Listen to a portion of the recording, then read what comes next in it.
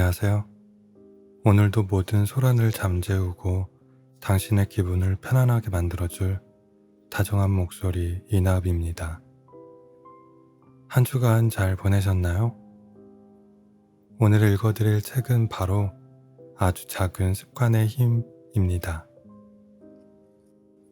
고교 시절 촉망받는 야구 선수였던 저자는 연습 중 동료의 야구 배트에 얼굴을 정통으로 강타당하는 큰 사고를 당했는데요.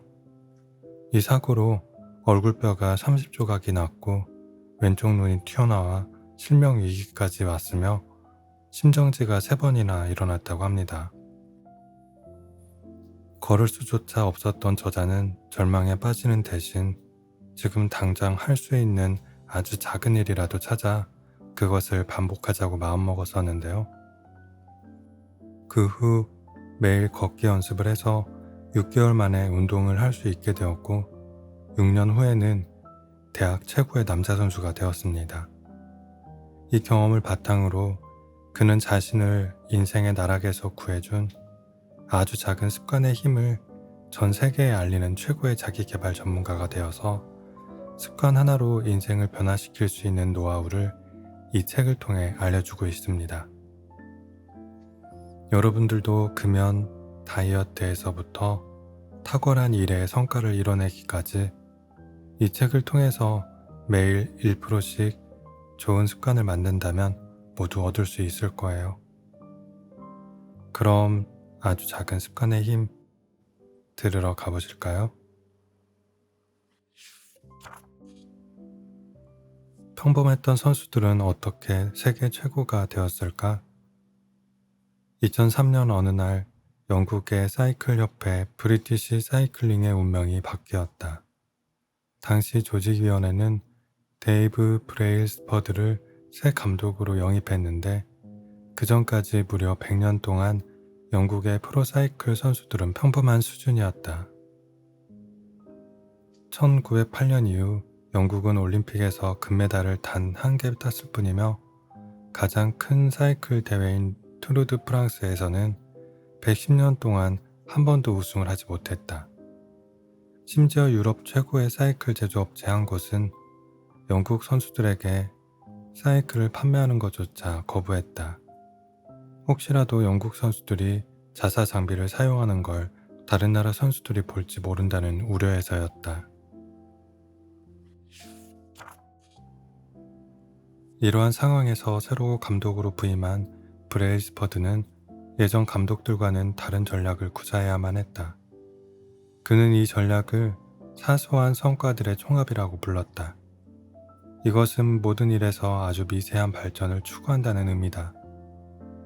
당신이 사이클을 탈 때 할 수 있는 모든 일을 다 잘게 쪼개서 생각해보고 딱 1%만 개선해보라. 그것들이 모이면 상당한 발전이 이루어질 것이다. 내 전략의 전반적인 원칙은 바로 이런 관점에 따라 세워졌다. 브레일스퍼드와 코치들은 그들의 사이클링 팀에 적용할 수 있는 아주 작은 일부터 하나씩 바꿔나갔다. 사이클 안장을 보다 편안하게 디자인하고 타이어는 접지력을 높이기 위해 알코올로 닦았다. 선수들에게는 전기로 체온을 올리는 오버쇼츠를 입혀 사이클을 타는 동안 이상적인 근육 온도를 유지하게 했고 몸에 생체 감지 센서들을 부착해 운동할 때 어떤 상황에서 어떤 생체적 반응이 일어나는지 파악했다. 선수들은 바람 부는 터널에서 다양한 소재의 옷을 입고 달렸으며 실외에서 연습할 때는 더 가볍고 공기역학적으로 디자인된 선수복으로 바꿔 입었다. 또한 브레일스퍼드는 신경 쓰지 않았던 부분에서 1%를 개선하고자 노력했다.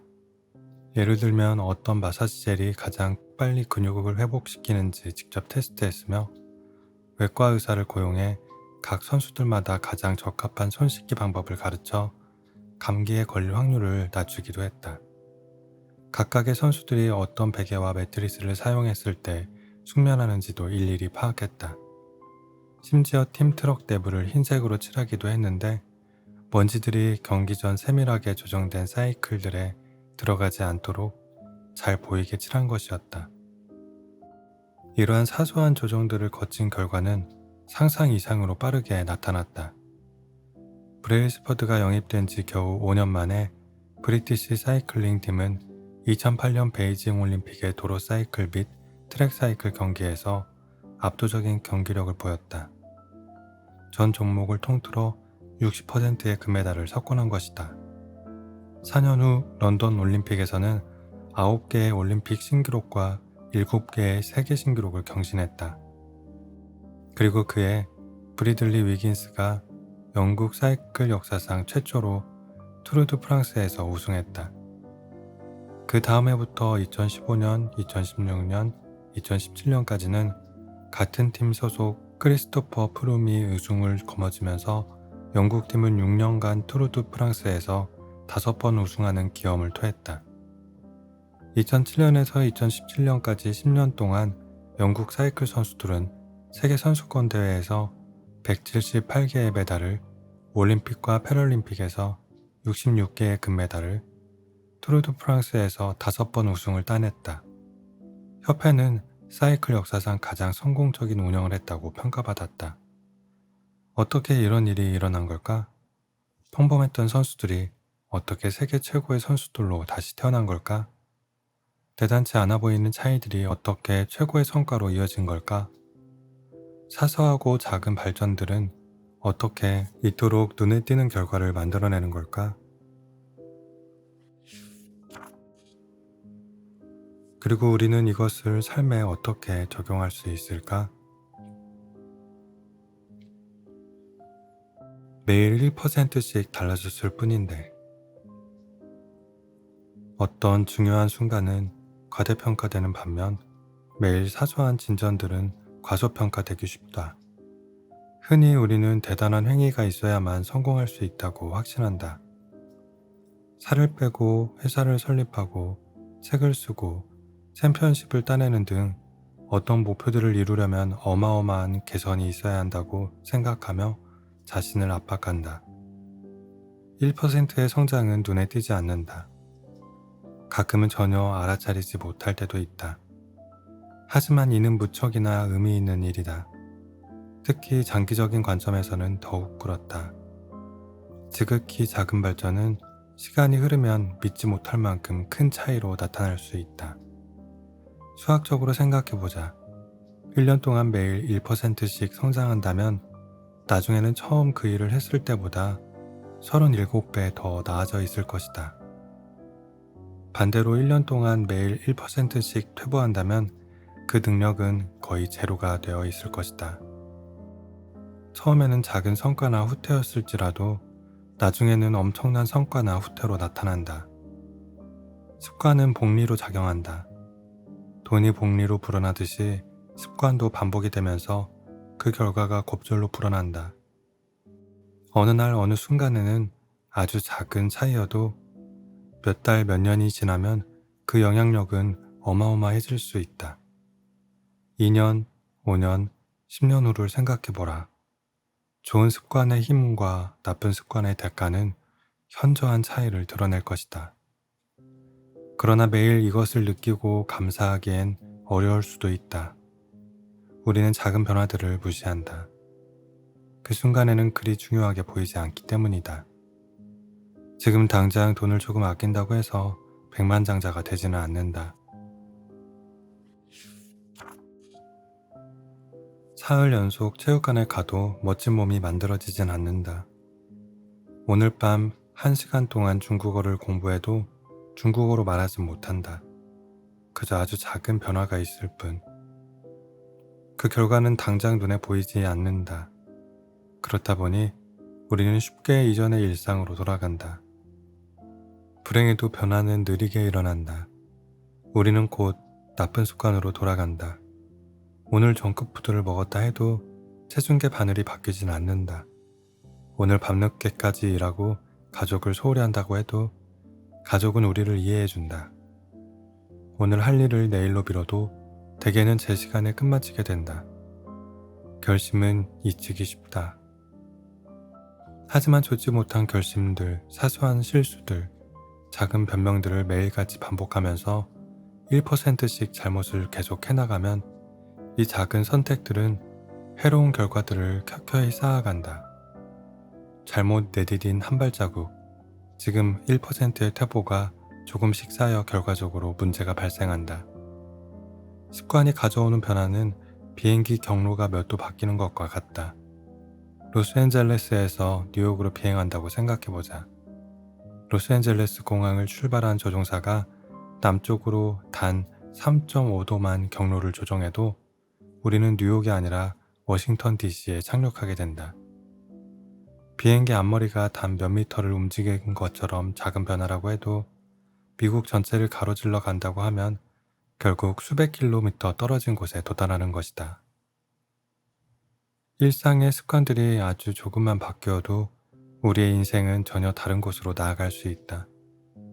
1% 나아지거나 나빠지는 건 그 순간에는 큰 의미가 없어 보이지만 그런 순간들이 평생 쌓여 보인다면 이는 내가 어떤 사람이 되어 있을지, 어떤 사람이 될 수 있을지의 차이를 결정하게 된다. 성공은 일상적인 습관의 결과다. 우리의 삶은 한순간의 변화로 만들어지는 것이 아니다. 지금 당장 어떤 방법이 성공적이든 성공적이지 않든 그것이 중요하진 않다. 중요한 건 우리가 가지고 있는 습관이 성공으로 가는 경로에 있느냐는 것이다. 현재 일어난 결과보다 지금 어디에 서 있느냐가 훨씬 더 중요하다.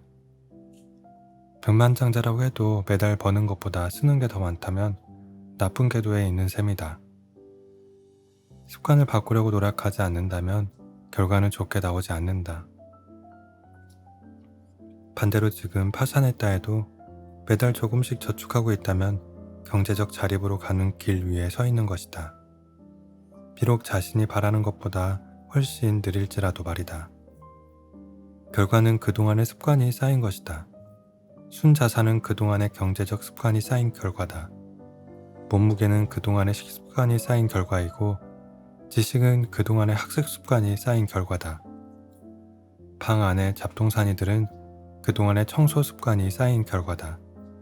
우리는 우리가 반복해서 했던 일에 결과를 얻는다. 자신의 인생이 어디로 갈지 궁금한가?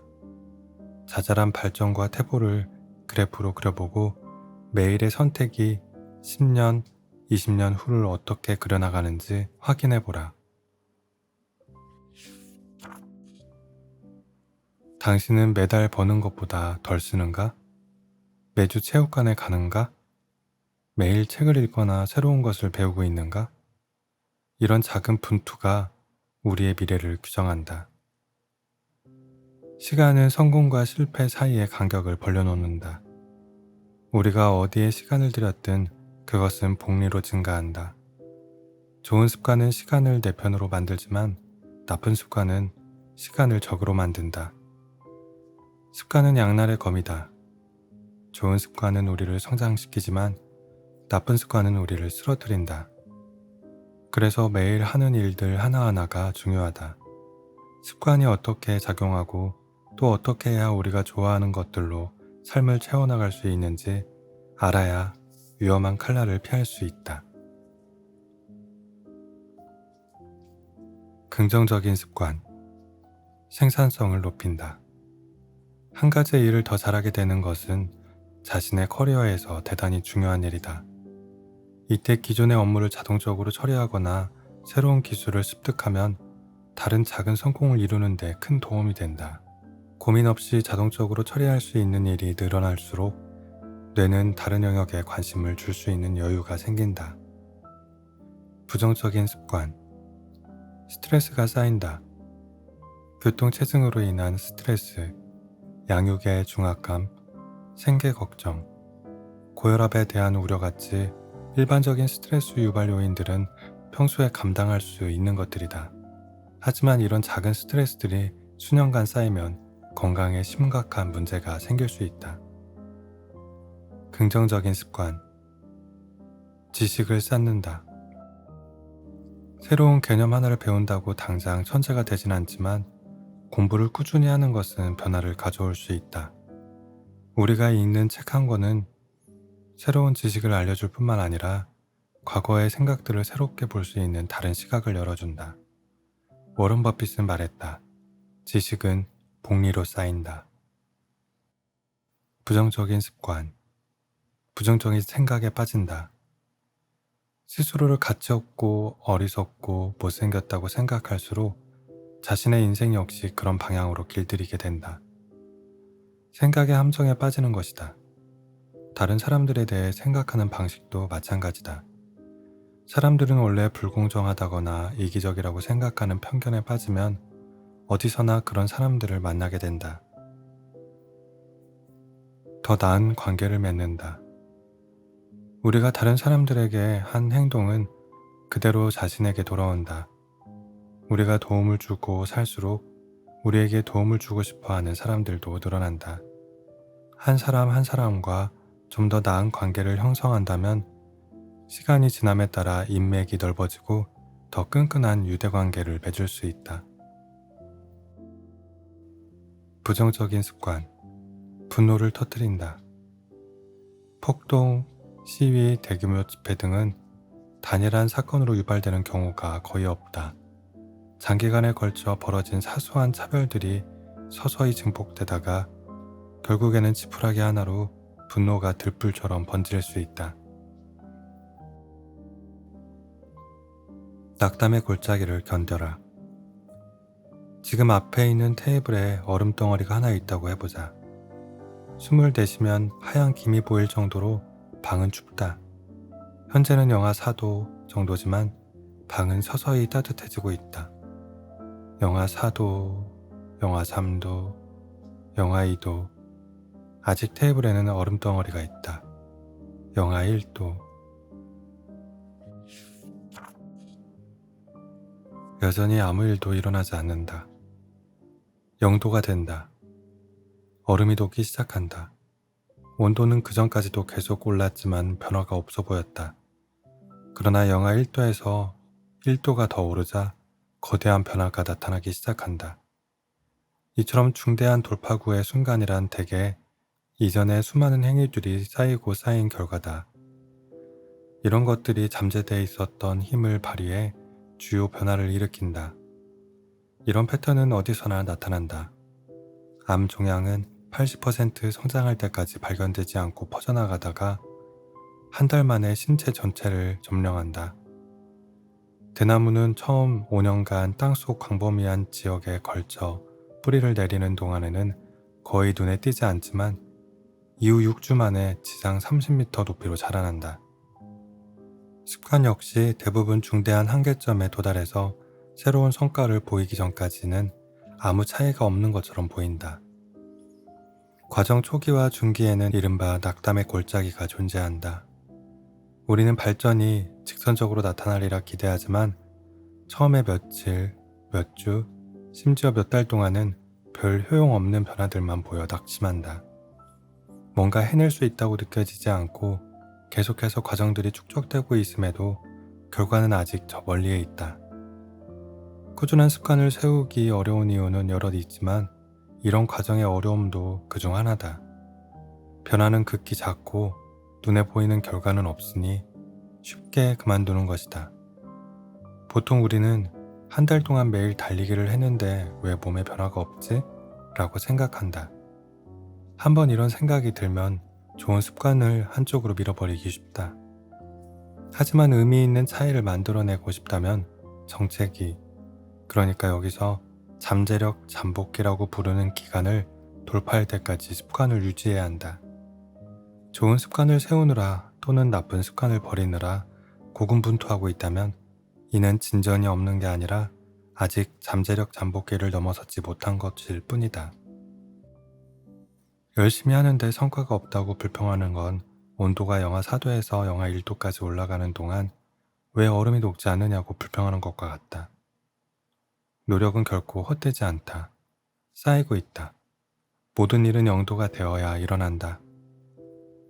마침내 잠재력 잠복기를 돌파하고 나면 모르는 사람들은 하룻밤 사이에 성공했다고 말할 것이다. 세상은 그 모든 과정이 아니라 가장 극적인 사건만 본다. 하지만 자신은 얼마나 오랫동안 그 일을 해왔는지 안다. 한 발자국도 나아가지 못할 것 같을 때도 계속 밀어붙여서 결국에는 오늘이 만들어졌음을 안다. 이는 지각 변동에도 비유할 수 있다. 두 개의 지질판이 수백 년간 서서히 맞비벼지면서 충돌 위험도 서서히 쌓여간다. 그러다 어느 날 수년간 일어났던 것과 똑같은 일이 한 번 더 일어나는데 이때 어마어마한 충돌이 일어난다. 지진이 발생하는 것이다. 변화는 수년에 걸쳐 진행되다가 어느 한순간에 일어난다. 무엇이든 숙련되기까지는 인내심이 필요하다. NBA 역사상 가장 성공한 팀이었던 샌 안토니오 스퍼스는 라커룸에 사회개혁가 야콥 리스의 말을 걸어두었다. 세상이 날 외면했다고 여겨질 때 나는 석공을 찾아간다. 석공이 100번 망치를 내려치지만 돌에는 금조차 가지 않는다. 101번째 내려치자 돌이 둘로 갈라진다. 나는 그 마지막 타격으로 돌이 갈라진 게 아님을 알고 있다. 그건 그 전에 계속 내리친 일들의 결과다. 거대한 사건은 모두 작은 시작에서 비롯된다. 습관이라는 씨앗, 각각은 하나의 사소한 결정이다. 하지만 이런 결정이 반복되면 습관의 씨앗은 싹을 틔우고 튼튼하게 자라난다. 뿌리가 스스로 자리를 잡고 가지가 뻗어나온다. 나쁜 습관을 깨부수는 작업은 우리들 내부에 박힌 단단한 오크나무를 뿌리째 뽑는 일과 같다. 좋은 습관을 세우는 작업은 하루 한 번 섬세한 꽃을 피우는 일과 같다. 잠재력 잠복기에서 살아남고 그것을 돌파할 수 있을 만큼 오랜 시간 동안 습관을 유지하게 해주는 것은 무엇일까? 왜 누군가는 원치 않는 습관들로 되돌아가고 누군가는 좋은 습관들을 계속해서 그 결과를 누릴 수 있는 것일까? 목표 따윈 쓰레기통에 던져버리기. 흔히 몸매를 가꾸든 회사를 운영하든 걱정을 덜하고 더욱 편안하게 지내는 것이든 원하는 것을 얻으려면 구체적이고 실행 가능한 목표를 세워야 한다고 말한다. 나 역시 습관에 대해 오랫동안 이런 관점에서 접근했다. 습관 하나하나는 곧 도달해야 할 구체적인 목표였다. 원하는 학교 성적, 체육관에 들고자 하는 역기 무게, 사업을 해서 얼마를 벌어야 하는지를 목표로 설정했다. 하지만 그런 목표들 중에서 성공한 것은 극히 일부분이었고 대부분 실패했다.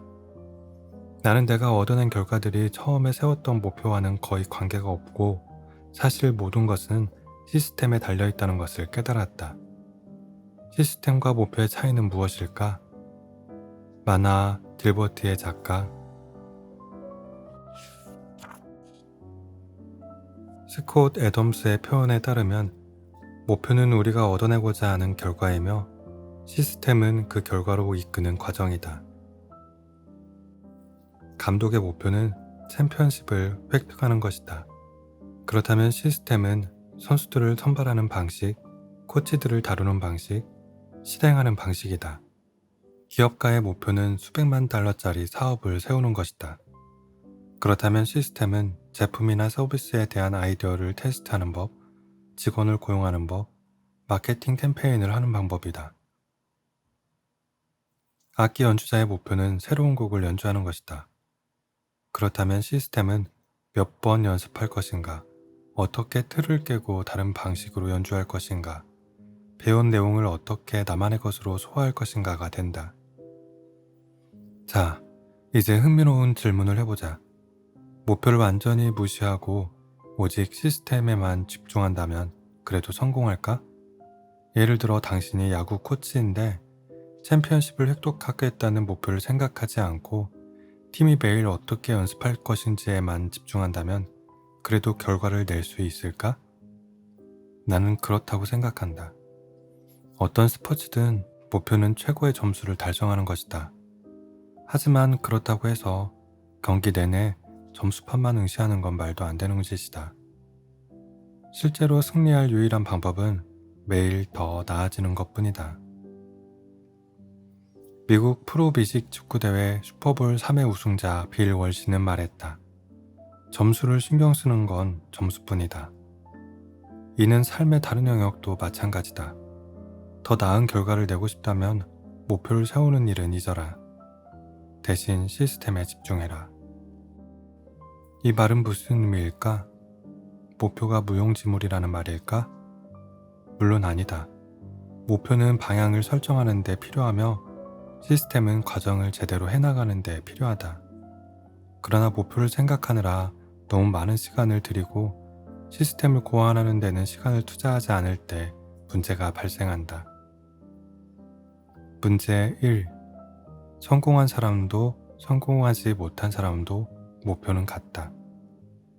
목표 설정에 집중하다 보면 심각한 승자 편향적 사고에 매몰될 수 있다.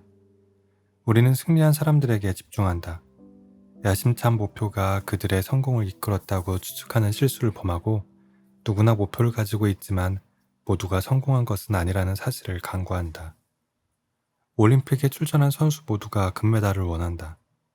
입사 지원자 모두가 구직을 원한다. 성공한 사람도 성공하지 못한 사람도 목표는 같다. 목표는 승자와 패자를 가르는 차이가 될 수 없다. 영국 사이클 선수들을 최고의 선수로 만든 것은 투르드 프랑스 우승이라는 목표가 아니었다. 그들은 그전에도 매년 투르드 프랑스 우승을 바랐을 것이다. 다른 프로팀들도 마찬가지였을 것이다. 목표는 늘 거기에 있었다. 결과에 차이가 생긴 건 지속적으로 작은 개선들을 만들어내는 시스템을 시행한 것, 그뿐이다. 목표 2. 목표 달성은 일시적 변화일 뿐이다. 지저분한 방 안에 있다고 생각해보라. 방을 치우기로 목표를 세운다. 그리고 당장 청소하는 데 필요한 에너지를 끌어올려 방을 치웠다. 하지만 대충대충 청소하거나 뭐든 잘 버리지 못하는 사람이라면 방은 또 지저분해질 것이다. 그리고 다시 새로이 쌓인 잡동사니 더미들을 보며 치워야겠다는 의지가 활활 타오를 것이다. 이렇듯 계속 같은 결과가 나타난다는 것은 이런 결과의 배경이 된 시스템을 바꾸지 못했기 때문이다. 원인을 다루지 않고 증상만을 추여한 것이다. 목표를 달성하는 것은 우리 인생의 한순간을 변화시킬 뿐이다. 이는 개성과는 다르다. 우리는 결과를 바꿔야 한다고 생각하지만 사실 그 결과는 문제가 아니다. 진짜로 해야 할 일은 결과를 유발하는 시스템을 바꾸는 것이다. 결과 수준에서 문제를 해결하려고 하면 이는 임시 방편일 뿐이다. 영원히 개선하고자 한다면 결과가 아니라 시스템 단계에서 문제를 해결해야 한다. 입력값을 고쳐야 결과값이 바뀐다. 목표 3. 목표는 행복을 제한한다. 목표 뒤에는 이런 가정이 내포되어 있다. 목표에 도달하면 행복해질 거야. 목표를 우선으로 생각하는 태도의 문제는 다음 표지판에 도달할 때까지 행복을 계속 미룬다는 것이다. 나는 수없이 이런 함정에 빠져 내가 뭘 하는지 잊곤 했다. 수년 동안 나에게 행복이란 미래에 있는 것이었다. 근육을 10kg 증량하기만 하면 내 사업이 뉴욕타임즈에 실리면 그제야 행복해지고 쉴 수 있을 거라고 여겼다. 게다가 목표는 이것 아니면 저것이라는 양자택일적 갈등을 만들어낸다. 목표를 달성하면 성공하는 것이고 달성하지 못하면 실패하는 것이라고 말이다. 그러면 스스로 행복에 대한 좁은 시야 안에 갇히고 만다. 이는 오판이다. 실제 삶의 행로는 우리가 마음속으로 정해놓은 여정과 정확히 일치하지 않는다. 성공으로 가는 길은 수없이 많다. 굳이 하나의 시나리오에만 자신의 길을 맞출 이유는 없다. 시스템 우선주의는 그 해독제를 제공한다. 결과가 아니라 과정을 좋아하게 되면 이제 행복해져도 돼 라고 말할 시기를 기다리지 않아도 된다. 시스템이 작동하고 있다면 어느 때건 만족할 수 있기 때문이다. 시스템은 우리가 처음 상상했던 한 가지 결과가 아니라 다양한 형태로 성공할 수 있게 해준다. 문제 4. 목표와 장기적 발전은 다르다. 마지막으로 목표 중심적 사고방식은 요요 현상을 불러올 수 있다. 달리기 선수들은 경기가 있으면 몇 달 동안 열심히 운동한 끝에 결승선을 통과한다. 그리고 당분간은 훈련을 멈춘다. 이미 끝난 경기는 더 이상 동기를 자극하지 않는 것이다. 특정한 목표를 이루기 위해 노력했다면 그것을 달성한 뒤에 무엇이 남아 우리를 앞으로 나아가게 할까? 이 때문에 많은 사람이 목표를 달성하고 나면 과거의 습관으로 쉽게 돌아가곤 한다. 목표 설정의 목적은 게임에서 이기는 것이다. 반면 시스템 구축의 목적은 게임을 계속 해나가는 것이다. 장기적으로 발전하기 위해서는 목표 설정보다는 시스템을 구축해야 한다. 성취하는 것이 아니라 계속해서 개선하고 발전해 나가는 순환고리를 만드는 것이다. 즉, 과정에 전념하는 것이 발전을 결정한다. 바보야, 문제는 시스템이야. 습관을 바꾸기가 어렵다면 우리 자신이 문제가 아니다. 문제는 우리의 시스템이다. 나쁜 습관은 그 자체로 계속 반복되는데 이는 우리가 변화하고 싶지 않아서가 아니라 변화할 수 없는 나쁜 시스템을 가지고 있기 때문이다. 목표를 높이지 마라. 시스템의 수준을 낮춰라. 하나의 목표가 아니라 전체적인 시스템에 초점을 맞추는 것이 이 책의 핵심 주제다. 지금까지 이 책이 미세한 변화, 미미한 이익, 1%의 개선을 말한다고 생각했을지도 모른다. 하지만 나는 단순히 과거의 습관들이 아니라 아주 작은 습관의 힘을 강조하고 싶다. 전체 시스템의 부분적인 작은 습관들 말이다. 원자가 모여 분자구조를 만들어내듯 아주 작은 습관도 모여 놀라운 결과를 이뤄낸다. 습관은 우리 삶의 원자들과 같다. 하나하나가 전체적인 개선을 이끄는 기초 단위들이다. 이런 자잘한 일상의 행위들은 대수롭지 않아 보이지만 하나하나 쌓아나가면 초기에 투자한 비용을 훨씬 웃도는 수준으로 커져서 거대한 승리의 연료가 된다. 그것들은 작지만 강하다. 장기적인 실행 또는 일상적인 행동들은 작고 실행하기 쉬울 뿐 아니라 강력한 힘을 내는 근원이다. 시스템의 한 구성 요소로 종합적 성장을 이끈다. 무엇이든 쉽게, 재밌게, 단순하게. 1898년 심리학자 에드워드 손다이크는 습관이 형성되는 방식과 인간의 행동 규칙들을 근본적으로 이해하기 위한 실험을 했다. 그는 퍼즐 상자 안에 고양이들을 한 마리씩 집어넣었다. 퍼즐 상자는 상자에 설치된 줄을 잡아당기거나 레버를 누르거나 플랫폼을 밟는 등 어떤 행동을 하면 문을 통해 밖으로 나올 수 있게끔 설계된 것이다. 손다이크가 고양이를 넣은 상자 안에는 레버가 있었다. 그것을 누르면 상자 한쪽에 있는 문이 열리고 고양이는 상자 밖으로 나와 음식이 담긴 그릇을 향해 달려갈 수 있었다. 고양이 대부분이 상자 안에 들어가자마자 밖으로 나가고 싶어 했다. 고양이들은 코너에 코를 박고 킁킁대고 틈 사이로 발을 찔러 넣고 틈이 있는 물체들 사이에 발톱을 박곤 했다. 몇 분 후 고양이들은 드디어 레버를 눌렀고 문이 열리자 상자 밖으로 나왔다. 손다이크는 여러 번 실험을 거듭해 고양이들 각각의 행동을 추적했다. 처음에 고양이들은 상자 주위를 무작위로 움직였다.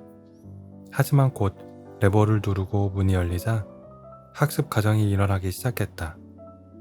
시간이 지날수록 고양이들은 레버를 누르는 행동이 상자를 탈출해서 음식을 먹을 수 있는 보상행위와 연관이 있다는 것을 학습했다.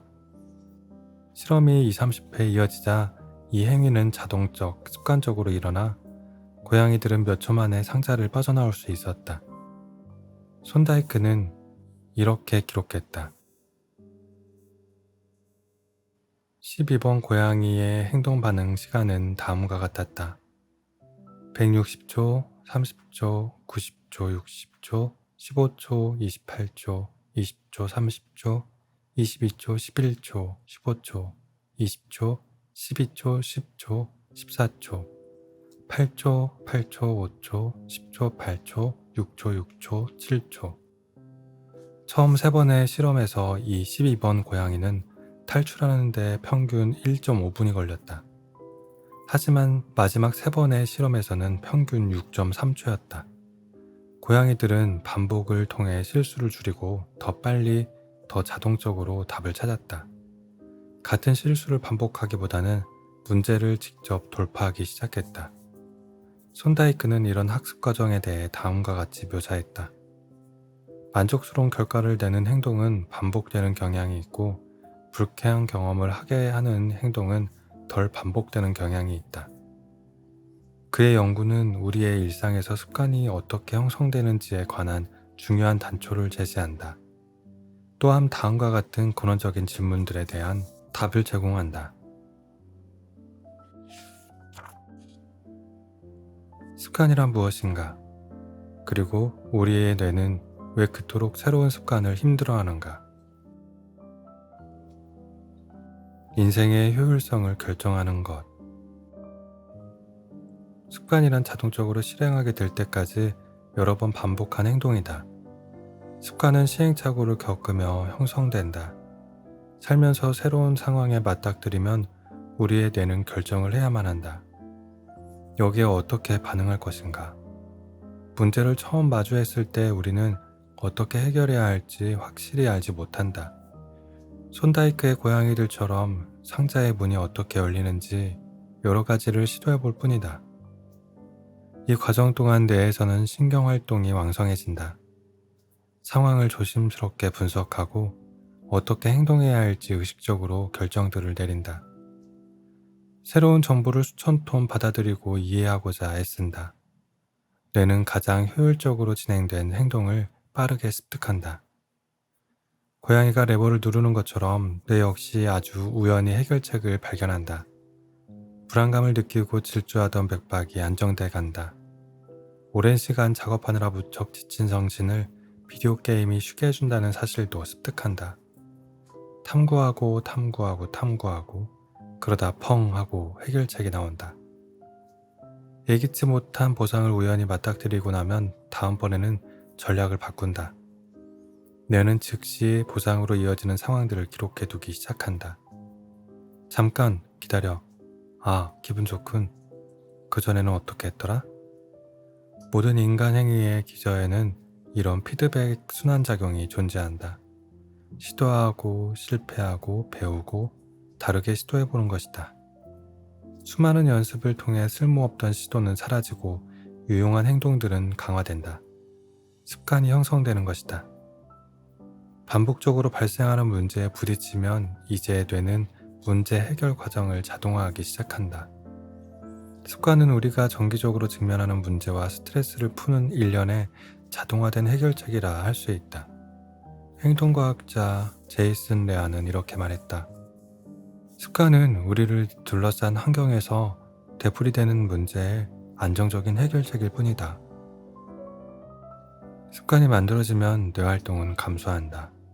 성공을 예상하며 모든 일을 조정하는 신호들을 소나기에 쥐는 걸 배운다. 장차 유사한 상황이 벌어지면 무엇을 해야 할지 정확히 알게 된다.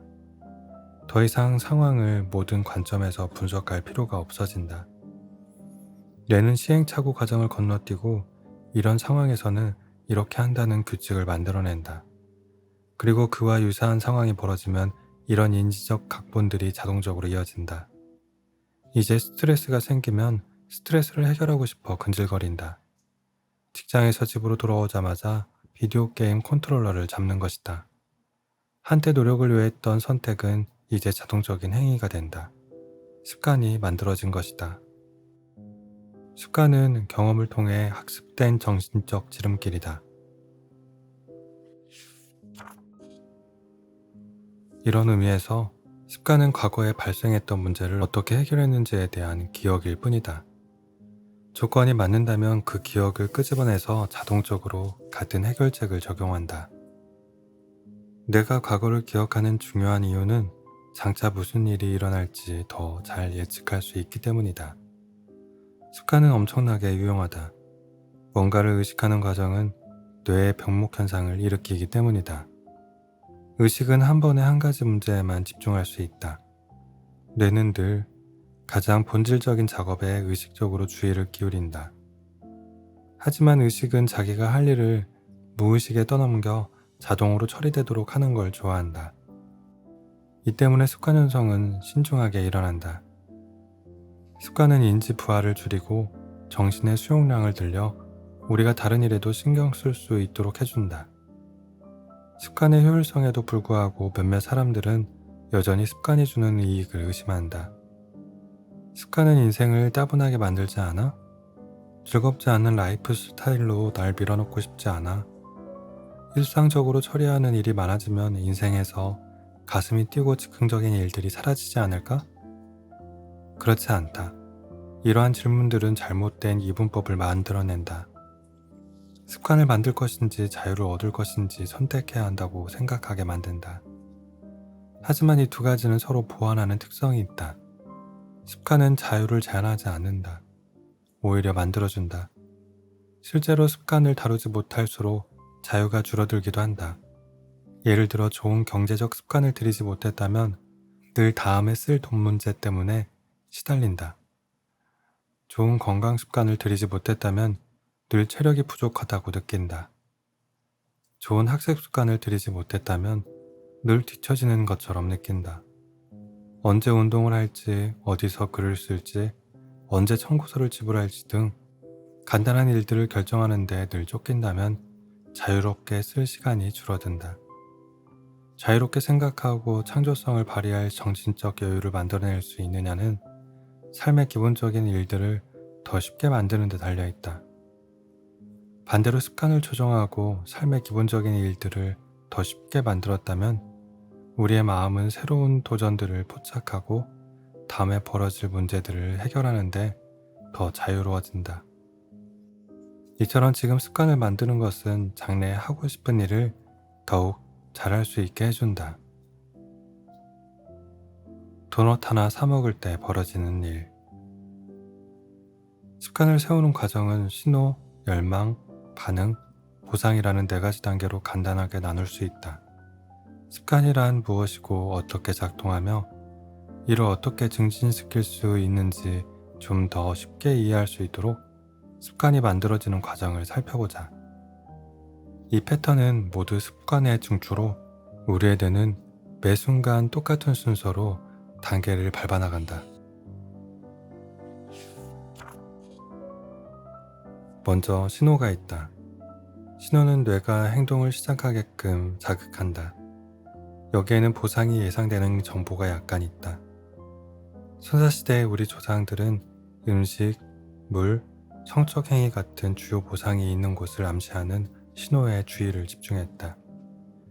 오늘날 우리는 돈이나 명예, 권력, 지위, 칭찬과 인정, 사랑과 우정, 만족감 같은 2차적인 보상이 예측되는 신호를 찾아내는데 대부분의 시간을 보낸다. 우리의 정신은 보상이 어디 있는지 단서를 찾기 위해 끊임없이 외적 환경을 분석한다. 신호는 보상에 가까워지는 첫 번째 지표이기 때문에 이는 열망으로 이어진다. 열망은 두 번째 단계로 모든 습관 뒤에 있는 동기적 힘이다. 동기나 욕망, 즉 변화하고자 하는 열망이 없다면 행동할 이유도 존재하지 않는다. 우리가 열망하는 것은 습관 그 자체가 아니라 그것이 가져올 변화다. 우리는 담배를 피우는 것이 아니라 그것이 주는 안정감을 열망한다. 칫솔질이 아니라 입안을 청결히 하기 위해 동기가 발생한다. 그냥 텔레비전을 켜고 싶은 것이 아니라 놀고 싶어서 켜는 것이다. 모든 열망은 내적 상태를 변화시키고자 하는 욕구와 연결되어 있다. 이는 무척이나 중요한 부분으로 나중에 더 상세하게 논의할 것이다. 열망은 사람마다 다르다. 이론상 어떤 신호가 열망을 끄집어낼 수 있지만 실제로 누구나 같은 신호에 동기가 생기지는 않는다. 도박사에게는 슬롯머신 소리가 강한 욕망을 불러일으킬 수 있다. 하지만 일부 도박사들에게는 그런 촉매가 카지노의 딸랑거리는 소리나 차인벨 소리 같은 배경 소음일 수도 있다. 신호는 해석되기 전까지는 아무 의미가 없다. 관찰자의 생각, 느낌, 감정은 신호가 열망으로 변환된 것이다. 세 번째 단계는 반응이다. 반응은 우리가 수행한 실제 습관으로 생각이나 행동을 형성할 수 있다. 또한 반응은 우리에게 동기가 일어나는 방식과 그 행동에 대한 저항 정도에 따라 달라진다. 어떤 행위를 할 때 생각보다 훨씬 큰 육체적, 정신적 노력이 필요하다면 우리는 그 일을 하지 않게 된다. 반응은 능력에 따라 달라지기도 한다. 단순하게 들리겠지만 습관은 내게 그 일을 처리할 능력이 있는 경우에만 형성될 수 있다. 농구를 하면서 덩크슛을 넣고 싶다고 해도 작은 키 때문에 골대에 닿을 만큼 점프할 수 없다면 그건 운이 없다고 봐야 한다. 마지막으로 반응은 보상을 가져다 준다. 보상은 습관의 최종 목표다. 신호는 보상을 알아차리는 일에 관한 것이다. 열망은 보상을 원하는 일에 관한 것이다. 반응은 보상을 얻어내는 일이다. 우리는 두 가지 목적에서 보상을 추구한다. 첫째, 보상에 만족한다. 둘째, 보상을 통해 배운다. 보상의 첫 번째 목적은 열망을 충족시키는 것이다. 그렇다. 보상은 그 자체로 이득을 제공한다. 음식이나 물은 살아남는 데 필요한 에너지를 전달한다. 승진은 더 많은 돈과 높은 지위를 가져온다. 멋진 몸을 만드는 것은 건강과 데이트의 가능성을 높인다. 하지만 더 즉각적으로 보상은 먹을 것이나 사회적 지위, 인정에 대한 우리의 열망을 충족시킨다. 최소한 한순간이라도 보상은 만족감을 제공하고 열망을 줄인다. 둘째, 우리는 보상을 통해 어떤 행위가 미래에 기억할 만한 가치가 있는지 배운다. 우리의 뇌는 보상 탐지기다. 살아가는 동안 우리의 감각신경 시스템은 우리의 욕망을 충족시키고 기쁨을 가져다 줄 행위를 끊임없이 탐색한다. 기쁨이나 실망은 뇌가 유용한 행위와 쓸모없는 행위를 구분하도록 돕는 피드백 메커니즘의 일부다. 보상은 피드백 순환을 끝내고 습관 사이클을 완성한다. 어떤 행동이든 내 단계 중 하나라도 충족시키지 못하면 습관이 되지 않는다. 신호를 제거하면 습관이 단계로 들어가지 않는다. 열망이 감소하면 동기부여가 부여되지 않는다. 반응이 어려우면 그 행동을 할 수가 없다. 보상이 욕구를 충족시키지 못하면 나중에 그 일을 다시 할 이유가 없다. 첫 세 단계가 없다면 행동은 일어나지 않는다. 네 단계 모두 없다면 행동은 반복되지 않는다. 요컨대 신호는 열망을 촉발하고 열망은 반응의 동기가 되며 반응은 보상을 제공하고 보상은 열망을 충족시키며 이는 신호와 관계가 있다. 이 네 단계는 신경학적 피드백 순환, 즉 신호, 열망, 반응, 보상 체계를 형성하며 궁극적으로 자동화된 습관을 만들어준다.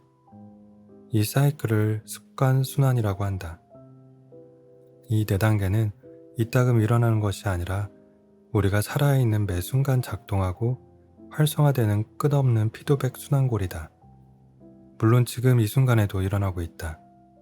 뇌는 지속적으로 환경을 살펴보고 다음에 일어날 일을 예측하고 다른 반응들을 시도하고 결과에서 배운다. 전체 과정은 찰나에 이루어지며 우리는 이전 과정을 거치지 않고 모든 것을 자신도 모르는 사이에 다시 반복한다.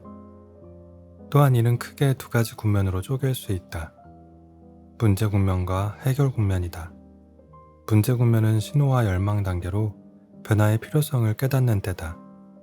해결 국면은 반응과 보상 단계로 행동을 시도하고 열망하던 변화가 일어나는 때다. 모든 행동은 문제를 해결하는 열망으로 생긴다.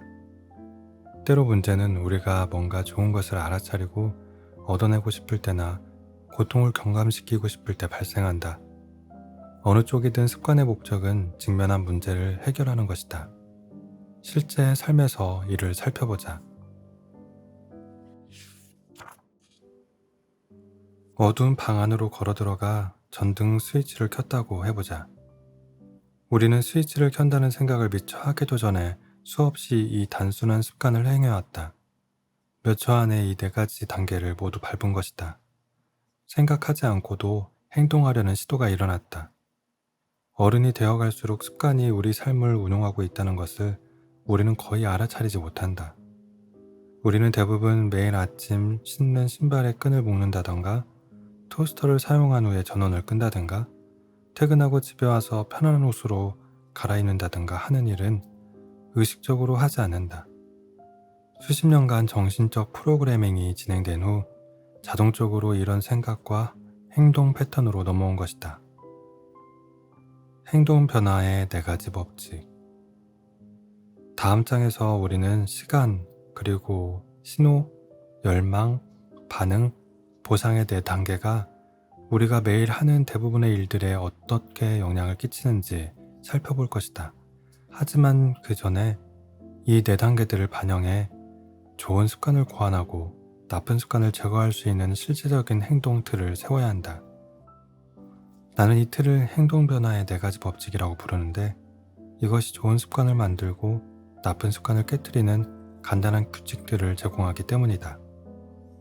이 법칙 하나하나는 인간의 행동에 영향을 끼치는 레버와 같다. 레버가 제대로 된 위치에 있다면 좋은 습관을 만드는 건 수월하다. 반대로 잘못된 위치에 있다면 거의 불가능하다. 좋은 습관을 만드는 4가지 방법. 첫 번째는 분명하게 만들어라.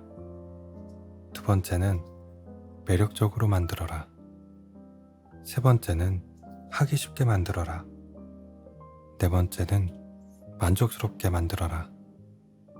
이 법칙들은 나쁜 습관을 깨뜨리는 방법으로도 바꿀 수 있다.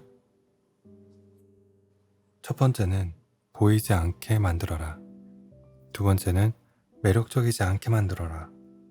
세 번째는 하기 어렵게 만들어라. 네 번째는 불만족스럽게 만들어라. 이 4가지 법칙이 너무 힘들다고 말한다면 그건 너무 무책임하게 들린다. 이 법칙들은 모두 비슷하다. 곧 알게 되겠지만 행동 변화의 4가지 법칙은 스포츠, 정치, 예술, 의학, 코미디, 경영에 이르기까지 거의 모든 분야에 적용할 수 있다. 이 법칙들은 어떤 도전에 맞닥뜨려도 이용할 수 있다.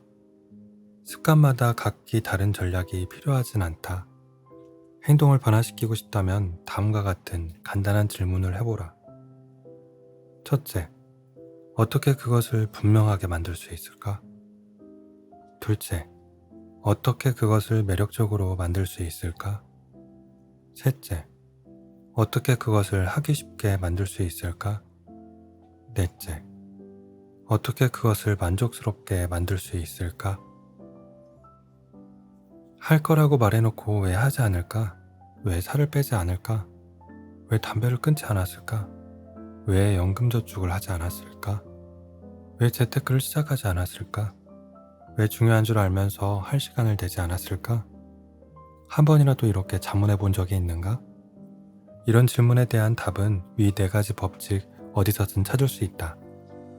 좋은 습관을 만들고 나쁜 습관은 버리는 핵심은 이 기초 법칙들을 이해하고 자신의 특성에 맞춰 적용하는 방법을 아는 것이다. 어떤 목표라도 본성에 위배되면 실패할 수밖에 없다. 습관은 각자의 인생에 존재하는 시스템에 따라 다르게 형성된다. 이제는 이 법칙들을 하나씩 살펴볼 것이다. 그리고 좋은 습관을 자연스럽게 형성하고 나쁜 습관들을 버리는 시스템을 만드는 과정에서 이 법칙들을 어떻게 이용할지 설명할 것이다. 요약하자면, 습관은 자동적으로 실행될 때까지 여러 번 반복한 행동이다. 습관의 궁극적인 목적은 적은 에너지와 노력으로 인생의 문제들을 해결하는 것이다. 모든 습관은 신호, 열망, 반응, 보상의 4단계의 피드백 순환으로 쪼개어 살펴볼 수 있다. 행동 변화의 4가지 법칙은 더 나은 습관을 만드는 데 이용할 수 있는 규칙이다. 첫째, 분명하게 만들어라. 둘째, 매력적으로 만들어라. 셋째, 하기 쉽게 만들어라. 넷째, 만족스럽게 만들어라.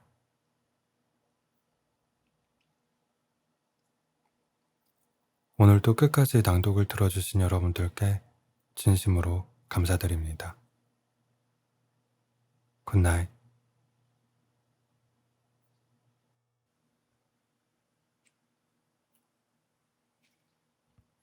안녕하세요. 오늘도 모든 소란을 잠재우고 당신의 기분을 편안하게 만들어줄 다정한 목소리 이나읍입니다. 한 주간 잘 보내셨나요? 오늘 읽어드릴 책은 바로 아주 작은 습관의 힘입니다. 고교 시절 촉망받는 야구 선수였던 저자는 연습 중 동료의 야구 배트에 얼굴을 정통으로 강타당하는 큰 사고를 당했는데요. 이 사고로 얼굴뼈가 30조각이 났고 왼쪽 눈이 튀어나와 실명 위기까지 왔으며 심정지가 3번이나 일어났다고 합니다. 걸을 수조차 없었던 저자는 절망에 빠지는 대신 지금 당장 할 수 있는 아주 작은 일이라도 찾아 그것을 반복하자고 마음먹었었는데요.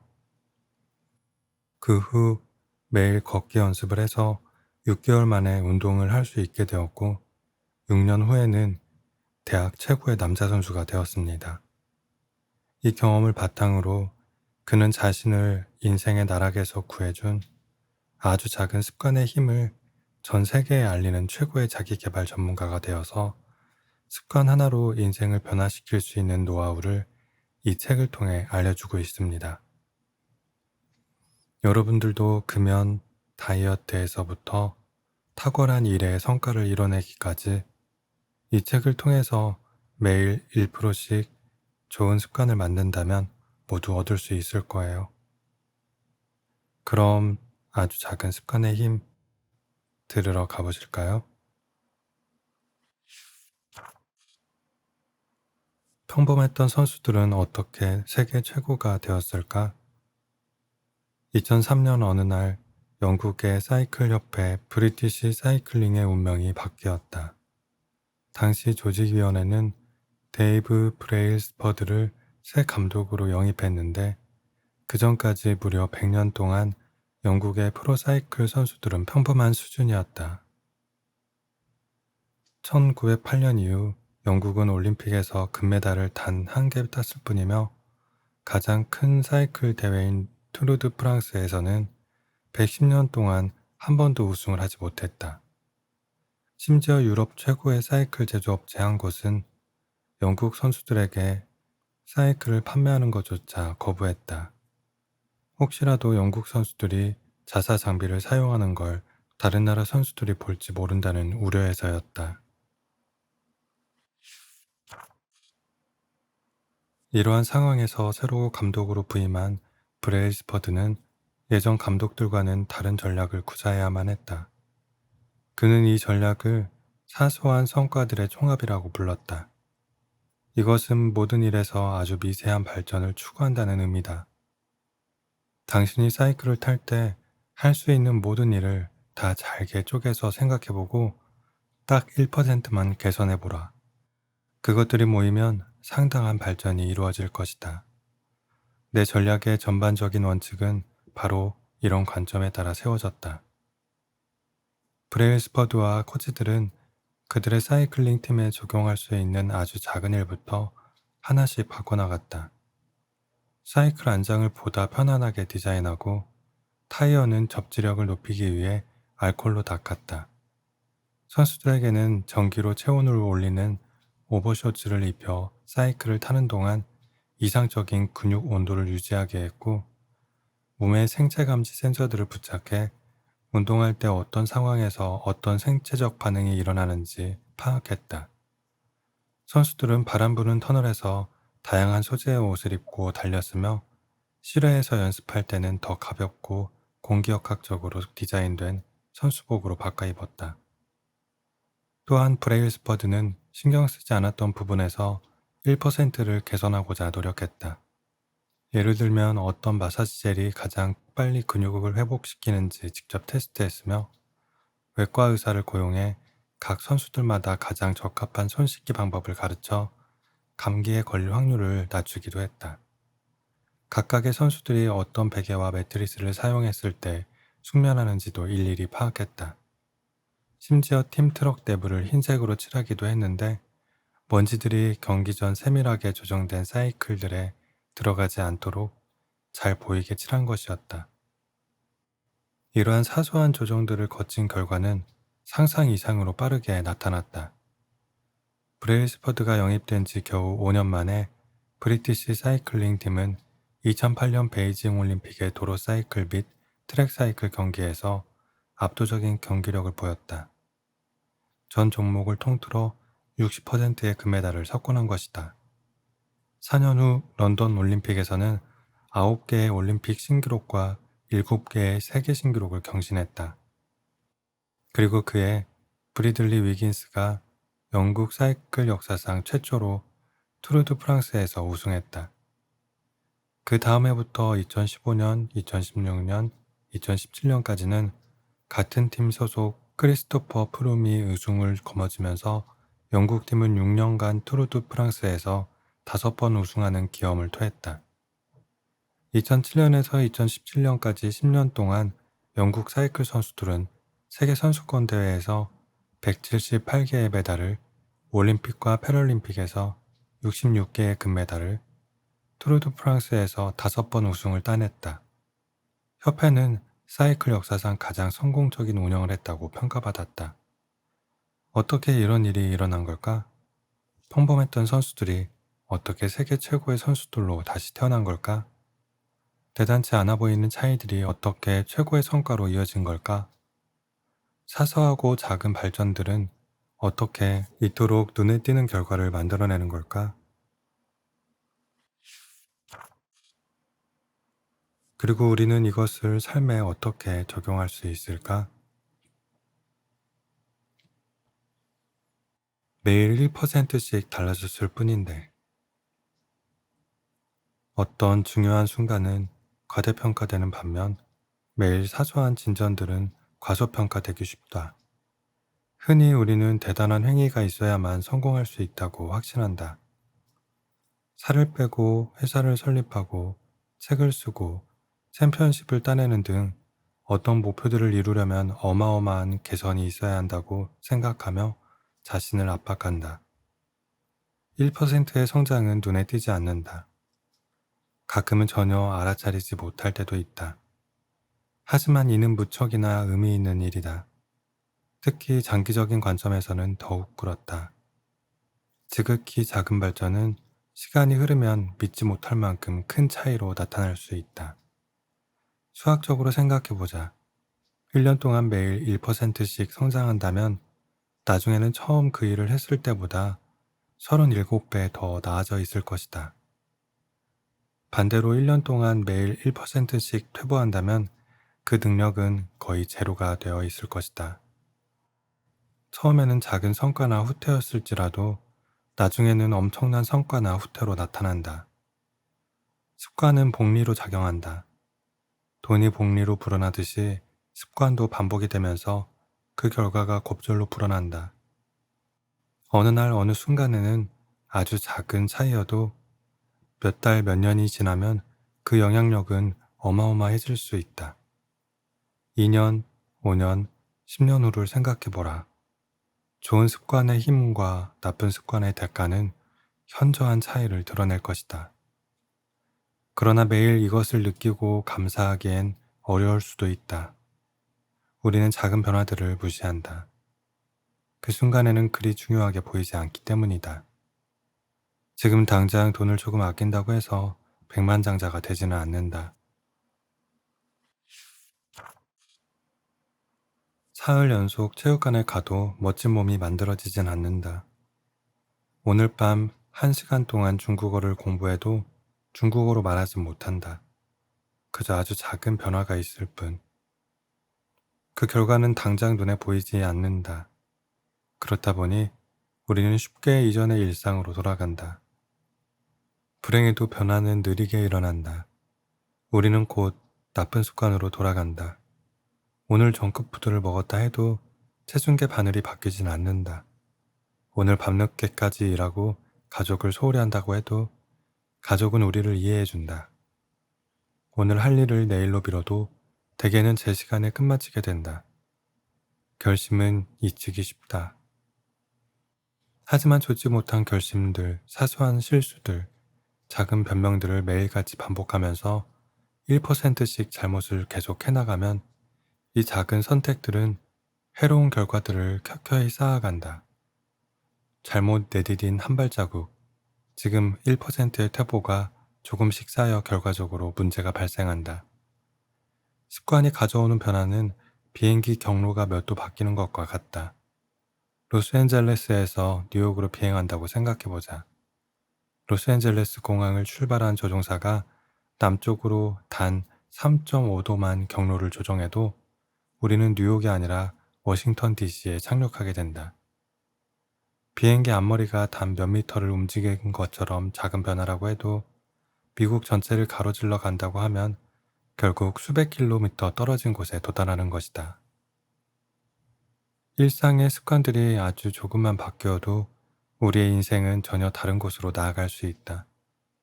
1% 나아지거나 나빠지는 건 그 순간에는 큰 의미가 없어 보이지만 그런 순간들이 평생 쌓여 보인다면 이는 내가 어떤 사람이 되어 있을지, 어떤 사람이 될 수 있을지의 차이를 결정하게 된다.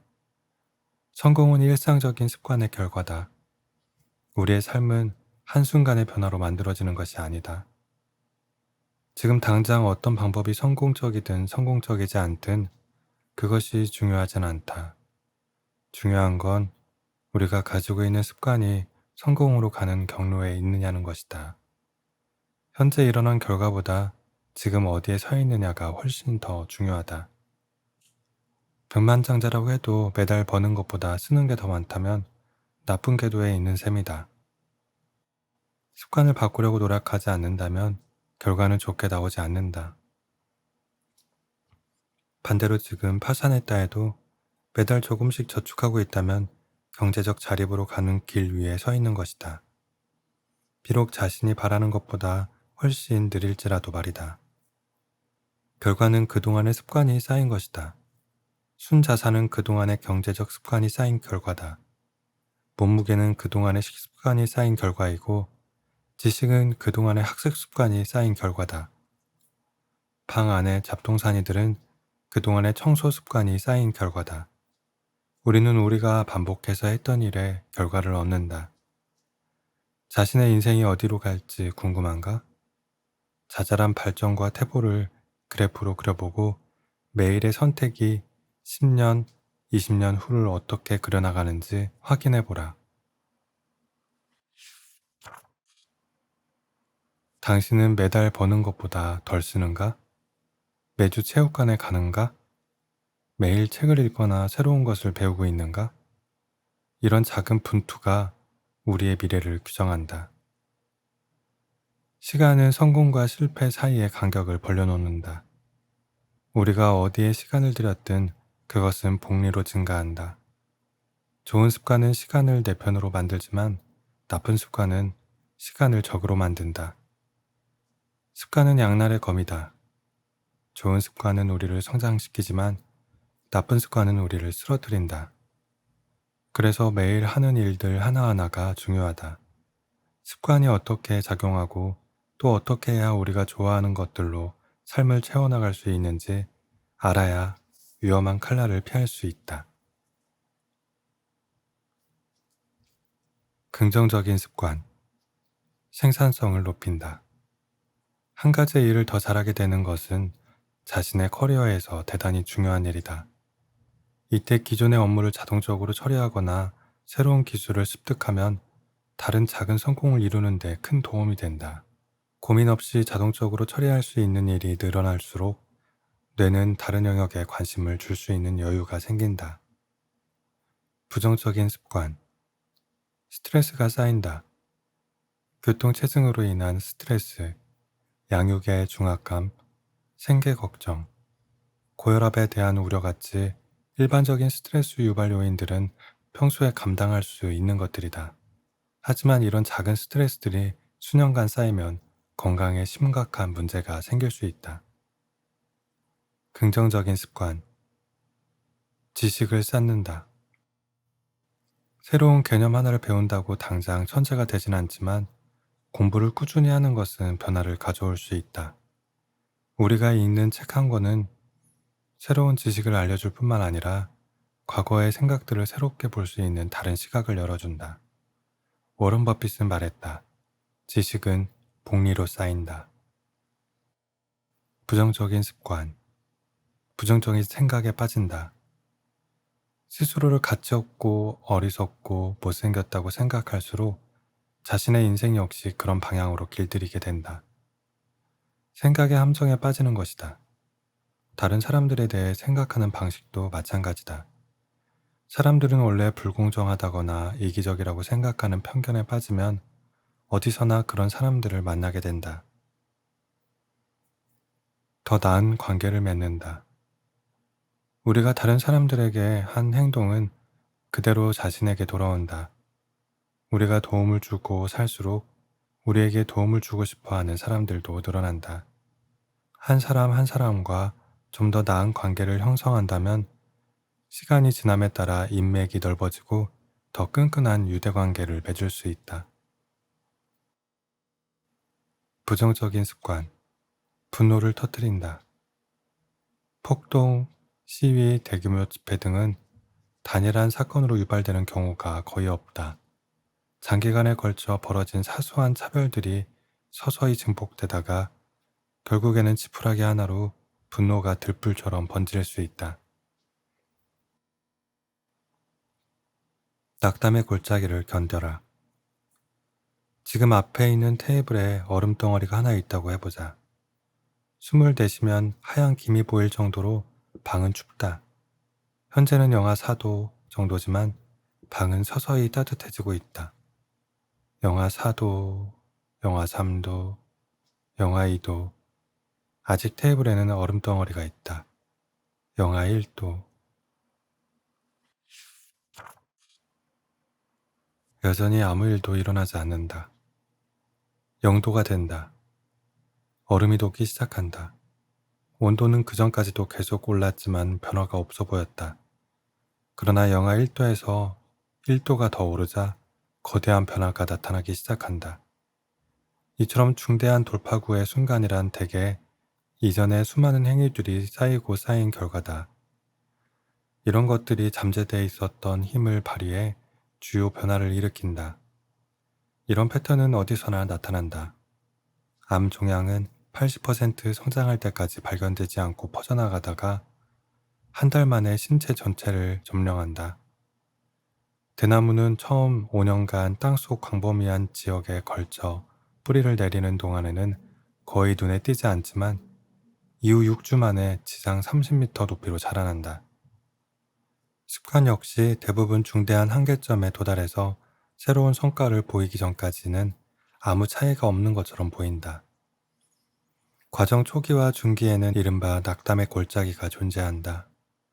우리는 발전이 직선적으로 나타나리라 기대하지만 처음에 며칠, 몇 주, 심지어 몇 달 동안은 별 효용없는 변화들만 보여 낙심한다.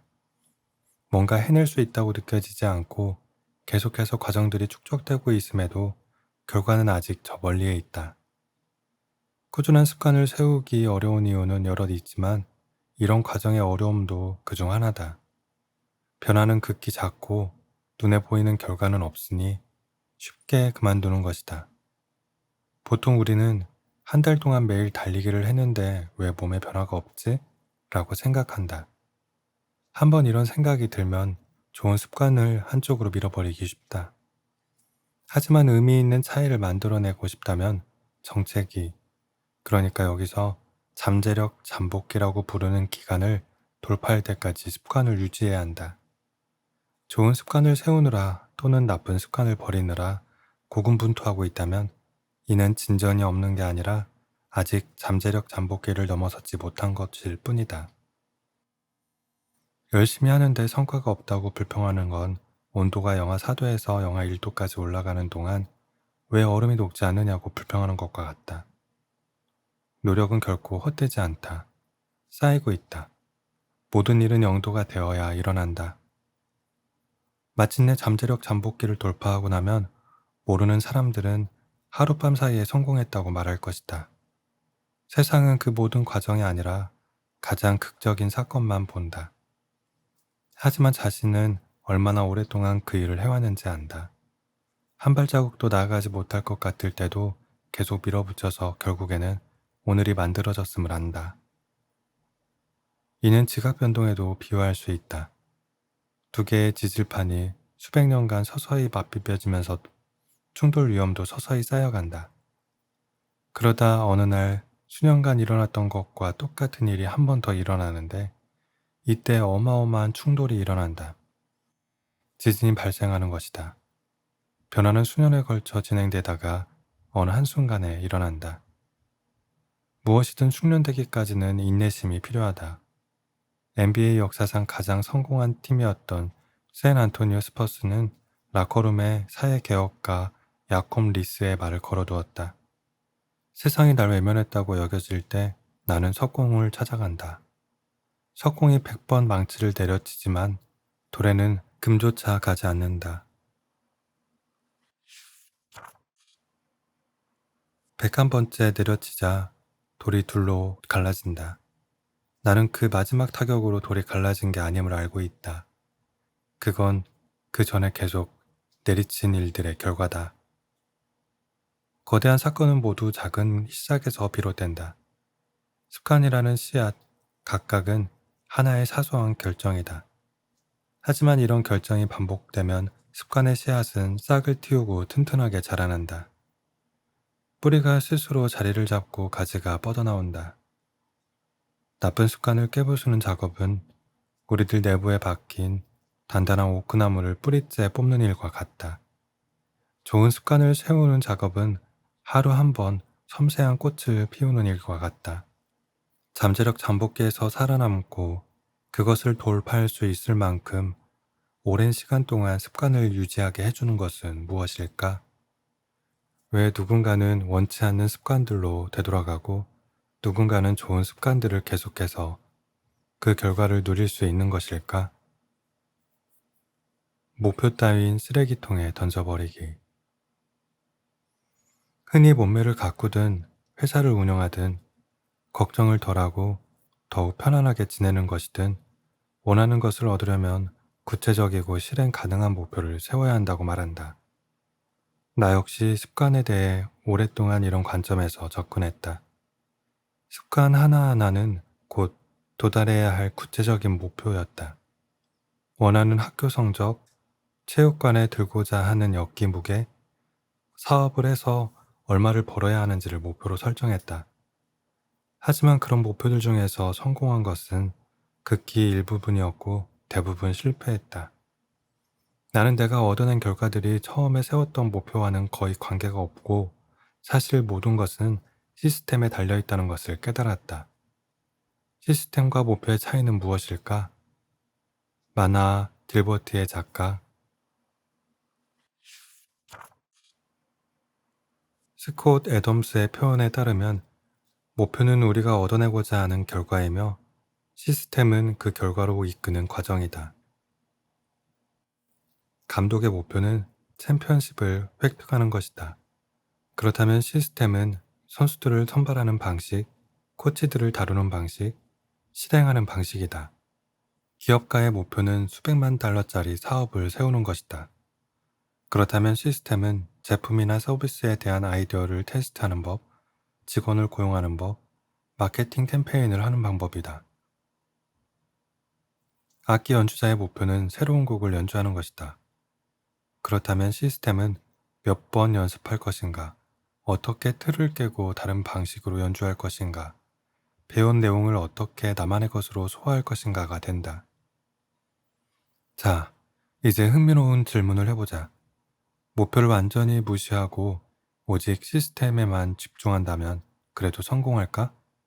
예를 들어 당신이 야구 코치인데 챔피언십을 획득하겠다는 목표를 생각하지 않고 팀이 매일 어떻게 연습할 것인지에만 집중한다면 그래도 결과를 낼 수 있을까? 나는 그렇다고 생각한다. 어떤 스포츠든 목표는 최고의 점수를 달성하는 것이다. 하지만 그렇다고 해서 경기 내내 점수판만 응시하는 건 말도 안 되는 짓이다. 실제로 승리할 유일한 방법은 매일 더 나아지는 것뿐이다. 미국 프로 미식 축구대회 슈퍼볼 3회 우승자 빌 월시는 말했다. 점수를 신경 쓰는 건 점수뿐이다. 이는 삶의 다른 영역도 마찬가지다. 더 나은 결과를 내고 싶다면 목표를 세우는 일은 잊어라. 대신 시스템에 집중해라. 이 말은 무슨 의미일까? 목표가 무용지물이라는 말일까? 물론 아니다.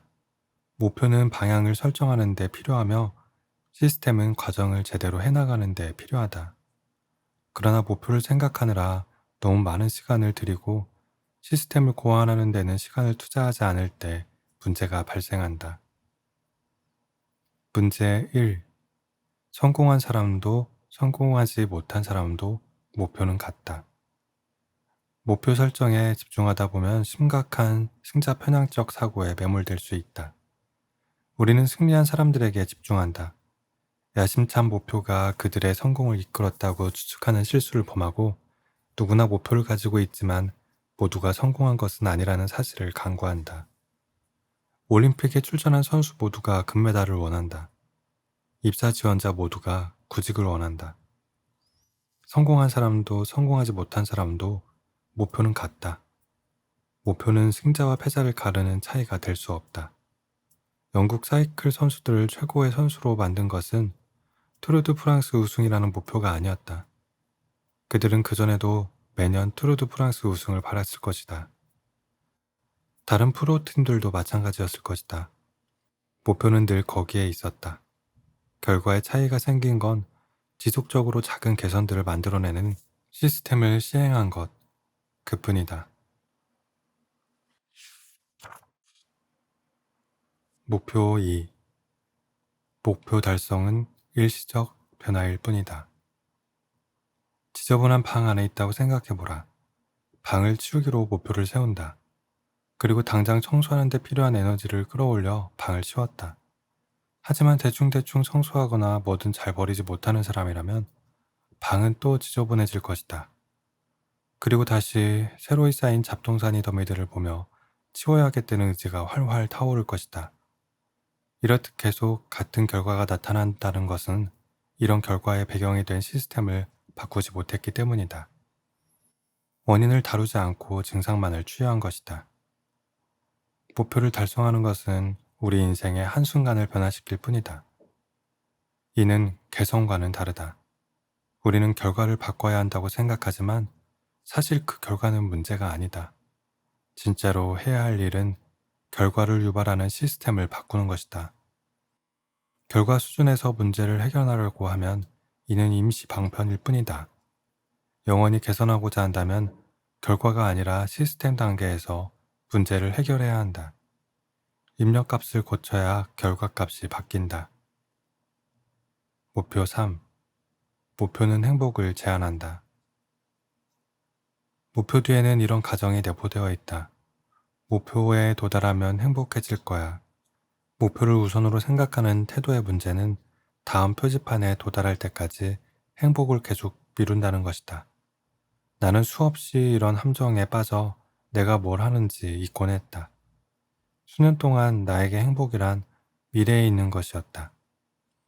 근육을 10kg 증량하기만 하면 내 사업이 뉴욕타임즈에 실리면 그제야 행복해지고 쉴 수 있을 거라고 여겼다. 게다가 목표는 이것 아니면 저것이라는 양자택일적 갈등을 만들어낸다. 목표를 달성하면 성공하는 것이고 달성하지 못하면 실패하는 것이라고 말이다. 그러면 스스로 행복에 대한 좁은 시야 안에 갇히고 만다. 이는 오판이다.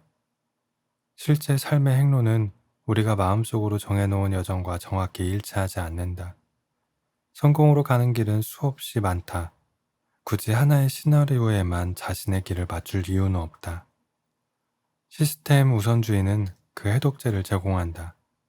결과가 아니라 과정을 좋아하게 되면 이제 행복해져도 돼 라고 말할 시기를 기다리지 않아도 된다.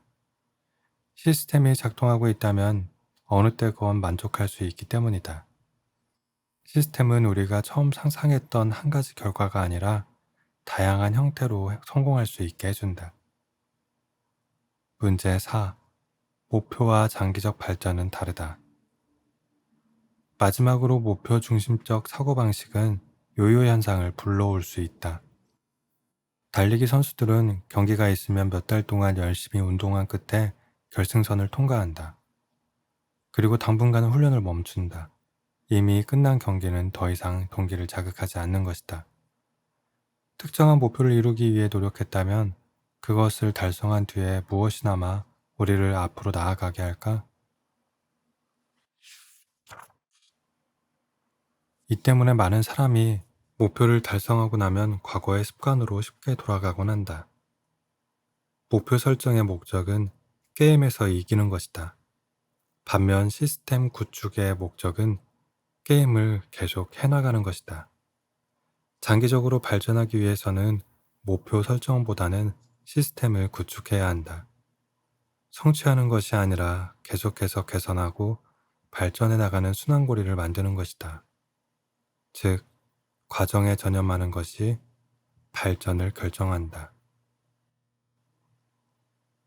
바보야, 문제는 시스템이야. 습관을 바꾸기가 어렵다면 우리 자신이 문제가 아니다. 문제는 우리의 시스템이다. 나쁜 습관은 그 자체로 계속 반복되는데 이는 우리가 변화하고 싶지 않아서가 아니라 변화할 수 없는 나쁜 시스템을 가지고 있기 때문이다. 목표를 높이지 마라. 시스템의 수준을 낮춰라. 하나의 목표가 아니라 전체적인 시스템에 초점을 맞추는 것이 이 책의 핵심 주제다. 지금까지 이 책이 미세한 변화, 미미한 이익, 1%의 개선을 말한다고 생각했을지도 모른다. 하지만 나는 단순히 과거의 습관들이 아니라 아주 작은 습관의 힘을 강조하고 싶다. 전체 시스템의 부분적인 작은 습관들 말이다. 원자가 모여 분자 구조를 만들어내듯 아주 작은 습관도 모여 놀라운 결과를 이뤄낸다. 습관은 우리 삶의 원자들과 같다. 하나하나가 전체적인 개선을 이끄는 기초 단위들이다.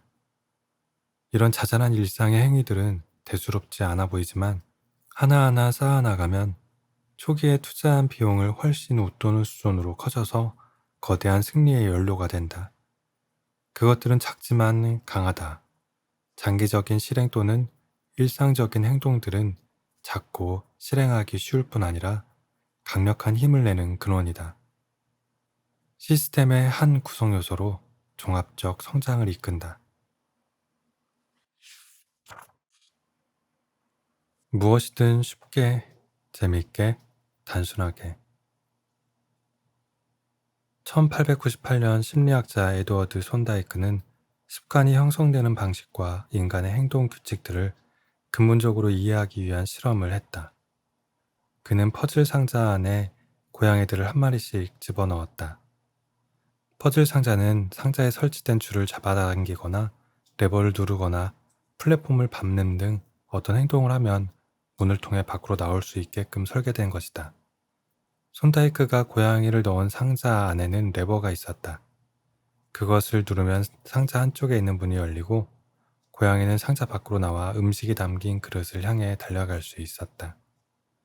고양이 대부분이 상자 안에 들어가자마자 밖으로 나가고 싶어 했다. 고양이들은 코너에 코를 박고 킁킁대고 틈 사이로 발을 찔러 넣고 틈이 있는 물체들 사이에 발톱을 박곤 했다. 몇 분 후 고양이들은 드디어 레버를 눌렀고 문이 열리자 상자 밖으로 나왔다. 손다이크는 여러 번 실험을 거듭해 고양이들 각각의 행동을 추적했다. 처음에 고양이들은 상자 주위를 무작위로 움직였다. 하지만 곧 레버를 누르고 문이 열리자 학습 과정이 일어나기 시작했다.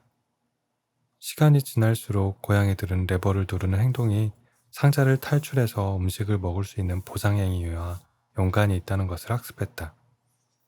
실험이 20, 30회 이어지자 이 행위는 자동적, 습관적으로 일어나 고양이들은 몇 초 만에 상자를 빠져나올 수 있었다. 손다이크는 이렇게 기록했다. 12번 고양이의 행동 반응 시간은 다음과 같았다.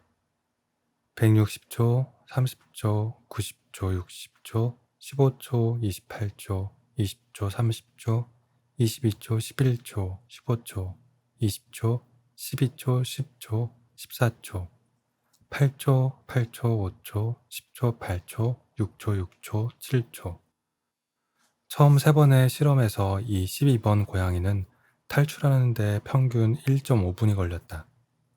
하지만 마지막 3번의 실험에서는 평균 6.3초였다. 고양이들은 반복을 통해 실수를 줄이고 더 빨리, 더 자동적으로 답을 찾았다. 같은 실수를 반복하기보다는 문제를 직접 돌파하기 시작했다. 손다이크는 이런 학습 과정에 대해 다음과 같이 묘사했다. 만족스러운 결과를 내는 행동은 반복되는 경향이 있고, 불쾌한 경험을 하게 하는 행동은 덜 반복되는 경향이 있다. 그의 연구는 우리의 일상에서 습관이 어떻게 형성되는지에 관한 중요한 단초를 제시한다. 또한 다음과 같은 근원적인 질문들에 대한 답을 제공한다. 습관이란 무엇인가? 그리고 우리의 뇌는 왜 그토록 새로운 습관을 힘들어하는가? 인생의 효율성을 결정하는 것. 습관이란 자동적으로 실행하게 될 때까지 여러 번 반복한 행동이다. 습관은 시행착오를 겪으며 형성된다. 살면서 새로운 상황에 맞닥뜨리면 우리의 뇌는 결정을 해야만 한다. 여기에 어떻게 반응할 것인가? 문제를 처음 마주했을 때 우리는 어떻게 해결해야 할지 확실히 알지 못한다. 손다이크의 고양이들처럼 상자의 문이 어떻게 열리는지 여러 가지를 시도해 볼 뿐이다. 이 과정 동안 뇌에서는 신경활동이 왕성해진다. 상황을 조심스럽게 분석하고 어떻게 행동해야 할지 의식적으로 결정들을 내린다. 새로운 정보를 수천 톤 받아들이고 이해하고자 애쓴다. 뇌는 가장 효율적으로 진행된 행동을 빠르게 습득한다. 고양이가 레버를 누르는 것처럼 뇌 역시 아주 우연히 해결책을 발견한다. 불안감을 느끼고 질주하던 맥박이 안정돼 간다. 오랜 시간 작업하느라 무척 지친 정신을 비디오 게임이 쉬게 해준다는 사실도 습득한다. 탐구하고 탐구하고 탐구하고 그러다 펑 하고 해결책이 나온다. 예기치 못한 보상을 우연히 맞닥뜨리고 나면 다음번에는 전략을 바꾼다. 뇌는 즉시 보상으로 이어지는 상황들을 기록해 두기 시작한다. 잠깐 기다려. 아, 기분 좋군. 그전에는 어떻게 했더라? 모든 인간 행위의 기저에는 이런 피드백 순환작용이 존재한다. 시도하고 실패하고 배우고 다르게 시도해보는 것이다. 수많은 연습을 통해 쓸모없던 시도는 사라지고 유용한 행동들은 강화된다. 습관이 형성되는 것이다. 반복적으로 발생하는 문제에 부딪히면 이제 뇌는 문제 해결 과정을 자동화하기 시작한다. 습관은 우리가 정기적으로 직면하는 문제와 스트레스를 푸는 일련의 자동화된 해결책이라 할 수 있다. 행동과학자 제이슨 레아는 이렇게 말했다. 습관은 우리를 둘러싼 환경에서 되풀이되는 문제의 안정적인 해결책일 뿐이다. 습관이 만들어지면 뇌 활동은 감소한다. 성공을 예상하며 모든 일을 조정하는 신호들을 소나기에 쥐는 걸 배운다. 장차 유사한 상황이 벌어지면 무엇을 해야 할지 정확히 알게 된다. 더 이상 상황을 모든 관점에서 분석할 필요가 없어진다. 뇌는 시행착오 과정을 건너뛰고 이런 상황에서는 이렇게 한다는 규칙을 만들어낸다. 그리고 그와 유사한 상황이 벌어지면 이런 인지적 각본들이 자동적으로 이어진다. 이제 스트레스가 생기면 스트레스를 해결하고 싶어 근질거린다. 직장에서 집으로 돌아오자마자 비디오 게임 컨트롤러를 잡는 것이다. 한때 노력을 요했던 선택은 이제 자동적인 행위가 된다. 습관이 만들어진 것이다. 습관은 경험을 통해 학습된 정신적 지름길이다. 이런 의미에서 습관은 과거에 발생했던 문제를 어떻게 해결했는지에 대한 기억일 뿐이다. 조건이 맞는다면 그 기억을 끄집어내서 자동적으로 같은 해결책을 적용한다. 내가 과거를 기억하는 중요한 이유는 장차 무슨 일이 일어날지 더 잘 예측할 수 있기 때문이다. 습관은 엄청나게 유용하다. 뭔가를 의식하는 과정은 뇌의 병목 현상을 일으키기 때문이다. 의식은 한 번에 한 가지 문제에만 집중할 수 있다. 뇌는 늘 가장 본질적인 작업에 의식적으로 주의를 기울인다. 하지만 의식은 자기가 할 일을 무의식에 떠넘겨 자동으로 처리되도록 하는 걸 좋아한다. 이 때문에 습관 형성은 신중하게 일어난다. 습관은 인지 부하를 줄이고 정신의 수용량을 늘려 우리가 다른 일에도 신경 쓸 수 있도록 해준다. 습관의 효율성에도 불구하고 몇몇 사람들은 여전히 습관이 주는 이익을 의심한다. 습관은 인생을 따분하게 만들지 않아? 즐겁지 않은 라이프 스타일로 날 밀어넣고 싶지 않아? 일상적으로 처리하는 일이 많아지면 인생에서 가슴이 뛰고 즉흥적인 일들이 사라지지 않을까? 그렇지 않다. 이러한 질문들은 잘못된 이분법을 만들어낸다. 습관을 만들 것인지 자유를 얻을 것인지 선택해야 한다고 생각하게 만든다. 하지만 이 두 가지는 서로 보완하는 특성이 있다. 습관은 자유를 제한하지 않는다. 오히려 만들어준다. 실제로 습관을 다루지 못할수록 자유가 줄어들기도 한다. 예를 들어 좋은 경제적 습관을 들이지 못했다면 늘 다음에 쓸 돈 문제 때문에 시달린다. 좋은 건강 습관을 들이지 못했다면 늘 체력이 부족하다고 느낀다. 좋은 학습 습관을 들이지 못했다면 늘 뒤처지는 것처럼 느낀다. 언제 운동을 할지, 어디서 글을 쓸지, 언제 청구서를 지불할지 등 간단한 일들을 결정하는 데 늘 쫓긴다면 자유롭게 쓸 시간이 줄어든다. 자유롭게 생각하고 창조성을 발휘할 정신적 여유를 만들어낼 수 있느냐는 삶의 기본적인 일들을 더 쉽게 만드는 데 달려있다.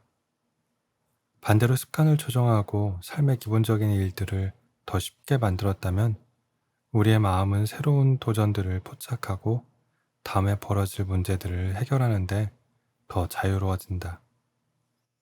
이처럼 지금 습관을 만드는 것은 장래에 하고 싶은 일을 더욱 잘할 수 있게 해준다. 도넛 하나 사 먹을 때 벌어지는 일.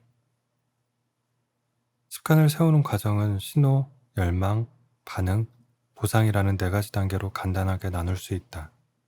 습관이란 무엇이고 어떻게 작동하며 이를 어떻게 증진시킬 수 있는지 좀 더 쉽게 이해할 수 있도록 습관이 만들어지는 과정을 살펴보자.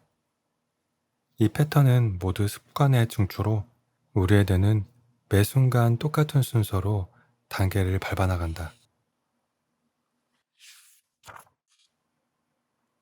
먼저 신호가 있다.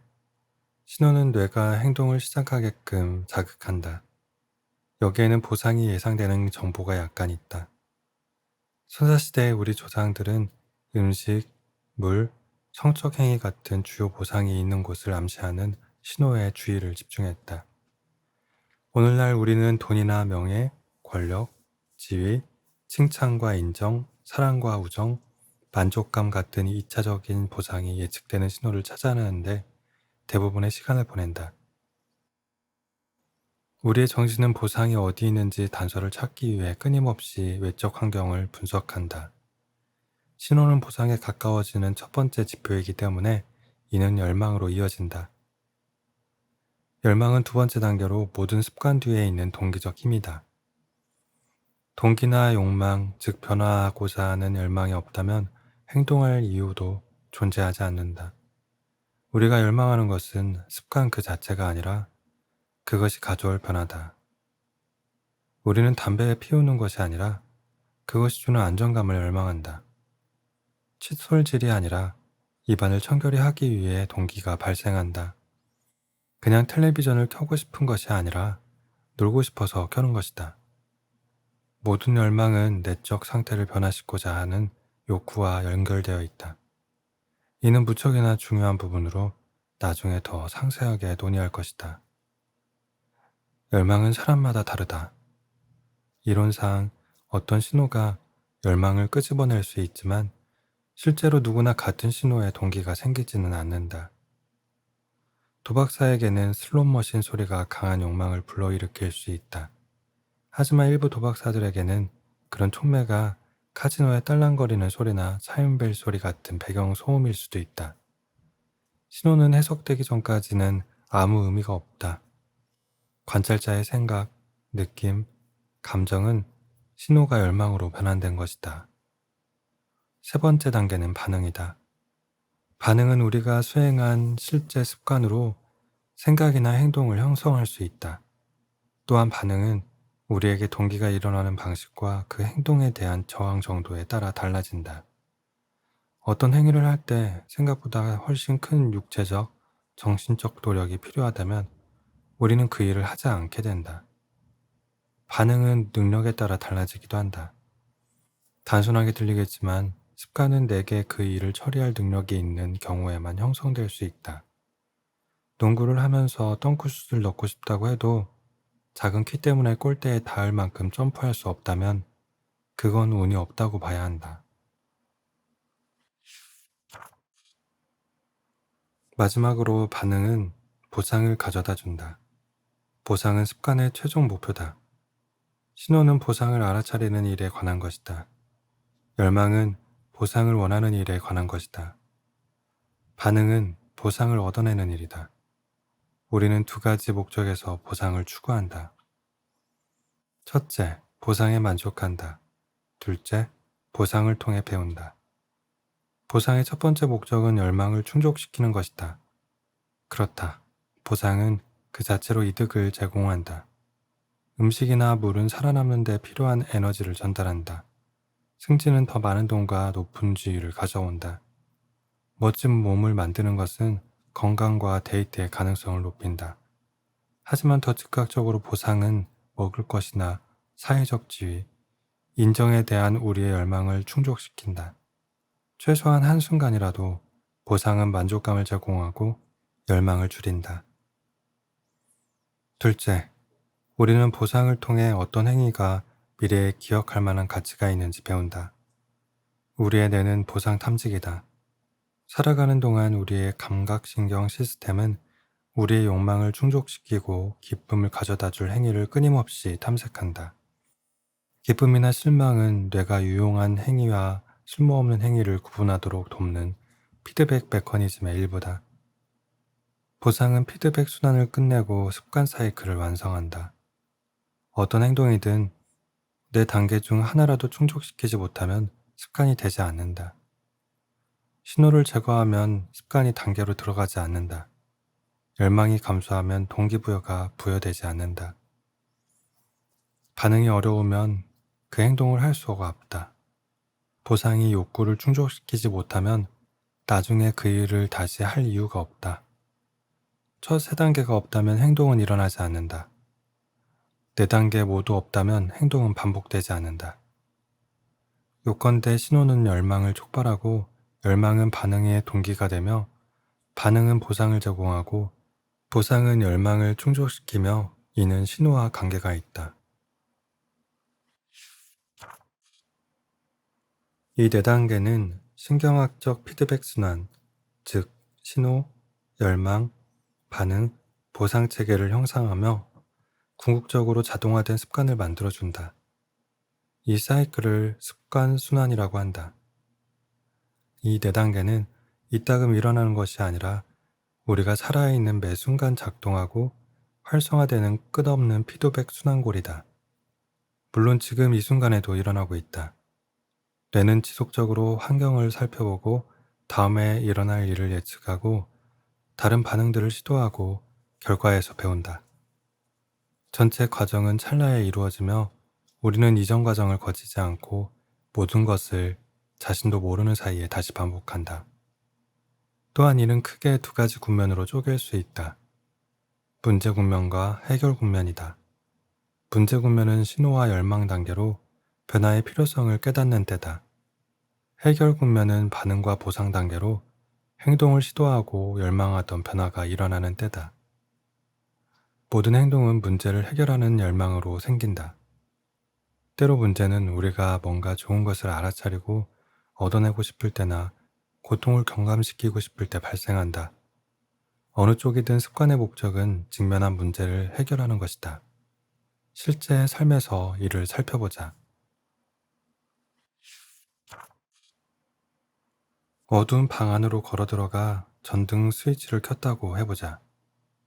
우리는 스위치를 켠다는 생각을 미처 하기도 전에 수없이 이 단순한 습관을 행해왔다. 몇 초 안에 이 네 가지 단계를 모두 밟은 것이다. 생각하지 않고도 행동하려는 시도가 일어났다. 어른이 되어갈수록 습관이 우리 삶을 운용하고 있다는 것을 우리는 거의 알아차리지 못한다. 우리는 대부분 매일 아침 신는 신발의 끈을 묶는다던가, 토스터를 사용한 후에 전원을 끈다든가, 퇴근하고 집에 와서 편안한 옷으로 갈아입는다든가 하는 일은 의식적으로 하지 않는다. 수십 년간 정신적 프로그래밍이 진행된 후 자동적으로 이런 생각과 행동 패턴으로 넘어온 것이다. 행동 변화의 네 가지 법칙. 다음 장에서 우리는 시간, 그리고 신호, 열망, 반응, 보상의 네 단계가 우리가 매일 하는 대부분의 일들에 어떻게 영향을 끼치는지 살펴볼 것이다. 하지만 그 전에 이 네 단계들을 반영해 좋은 습관을 고안하고 나쁜 습관을 제거할 수 있는 실질적인 행동 틀을 세워야 한다. 나는 이 틀을 행동 변화의 네 가지 법칙이라고 부르는데, 이것이 좋은 습관을 만들고 나쁜 습관을 깨뜨리는 간단한 규칙들을 제공하기 때문이다. 이 법칙 하나하나는 인간의 행동에 영향을 끼치는 레버와 같다. 레버가 제대로 된 위치에 있다면 좋은 습관을 만드는 건 수월하다. 반대로 잘못된 위치에 있다면 거의 불가능하다. 좋은 습관을 만드는 네 가지 방법. 첫 번째는 분명하게 만들어라. 두 번째는 매력적으로 만들어라. 세 번째는 하기 쉽게 만들어라. 네 번째는 만족스럽게 만들어라. 이 법칙들은 나쁜 습관을 깨뜨리는 방법으로도 바꿀 수 있다. 첫 번째는 보이지 않게 만들어라. 두 번째는 매력적이지 않게 만들어라. 세 번째는 하기 어렵게 만들어라. 네 번째는 불만족스럽게 만들어라. 이 네 가지 법칙이 너무 힘들다고 말한다면 그건 너무 무책임하게 들린다. 이 법칙들은 모두 비슷하다. 곧 알게 되겠지만 행동 변화의 네 가지 법칙은 스포츠, 정치, 예술, 의학, 코미디, 경영에 이르기까지 거의 모든 분야에 적용할 수 있다.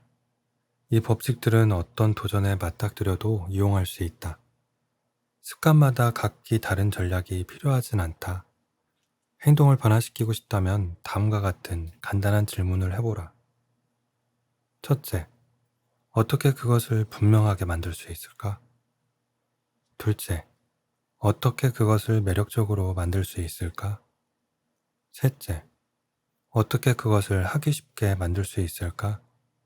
넷째, 어떻게 그것을 만족스럽게 만들 수 있을까? 할 거라고 말해놓고 왜 하지 않을까? 왜 살을 빼지 않을까?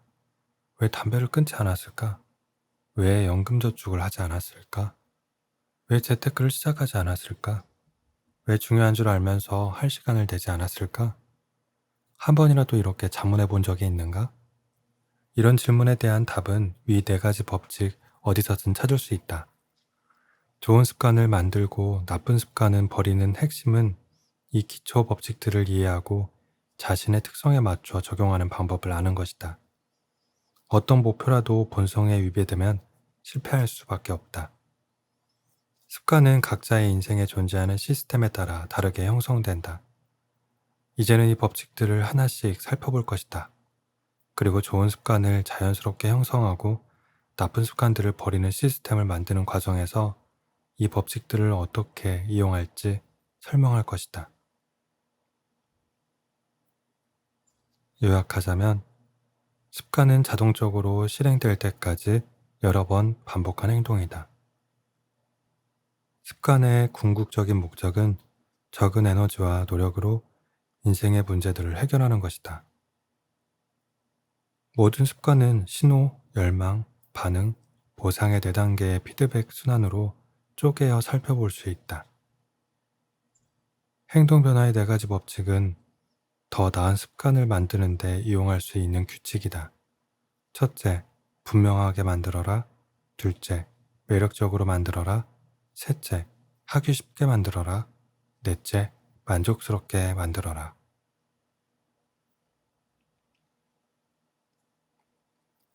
오늘도 끝까지 낭독을 들어주신 여러분들께 진심으로 감사드립니다. 굿나잇.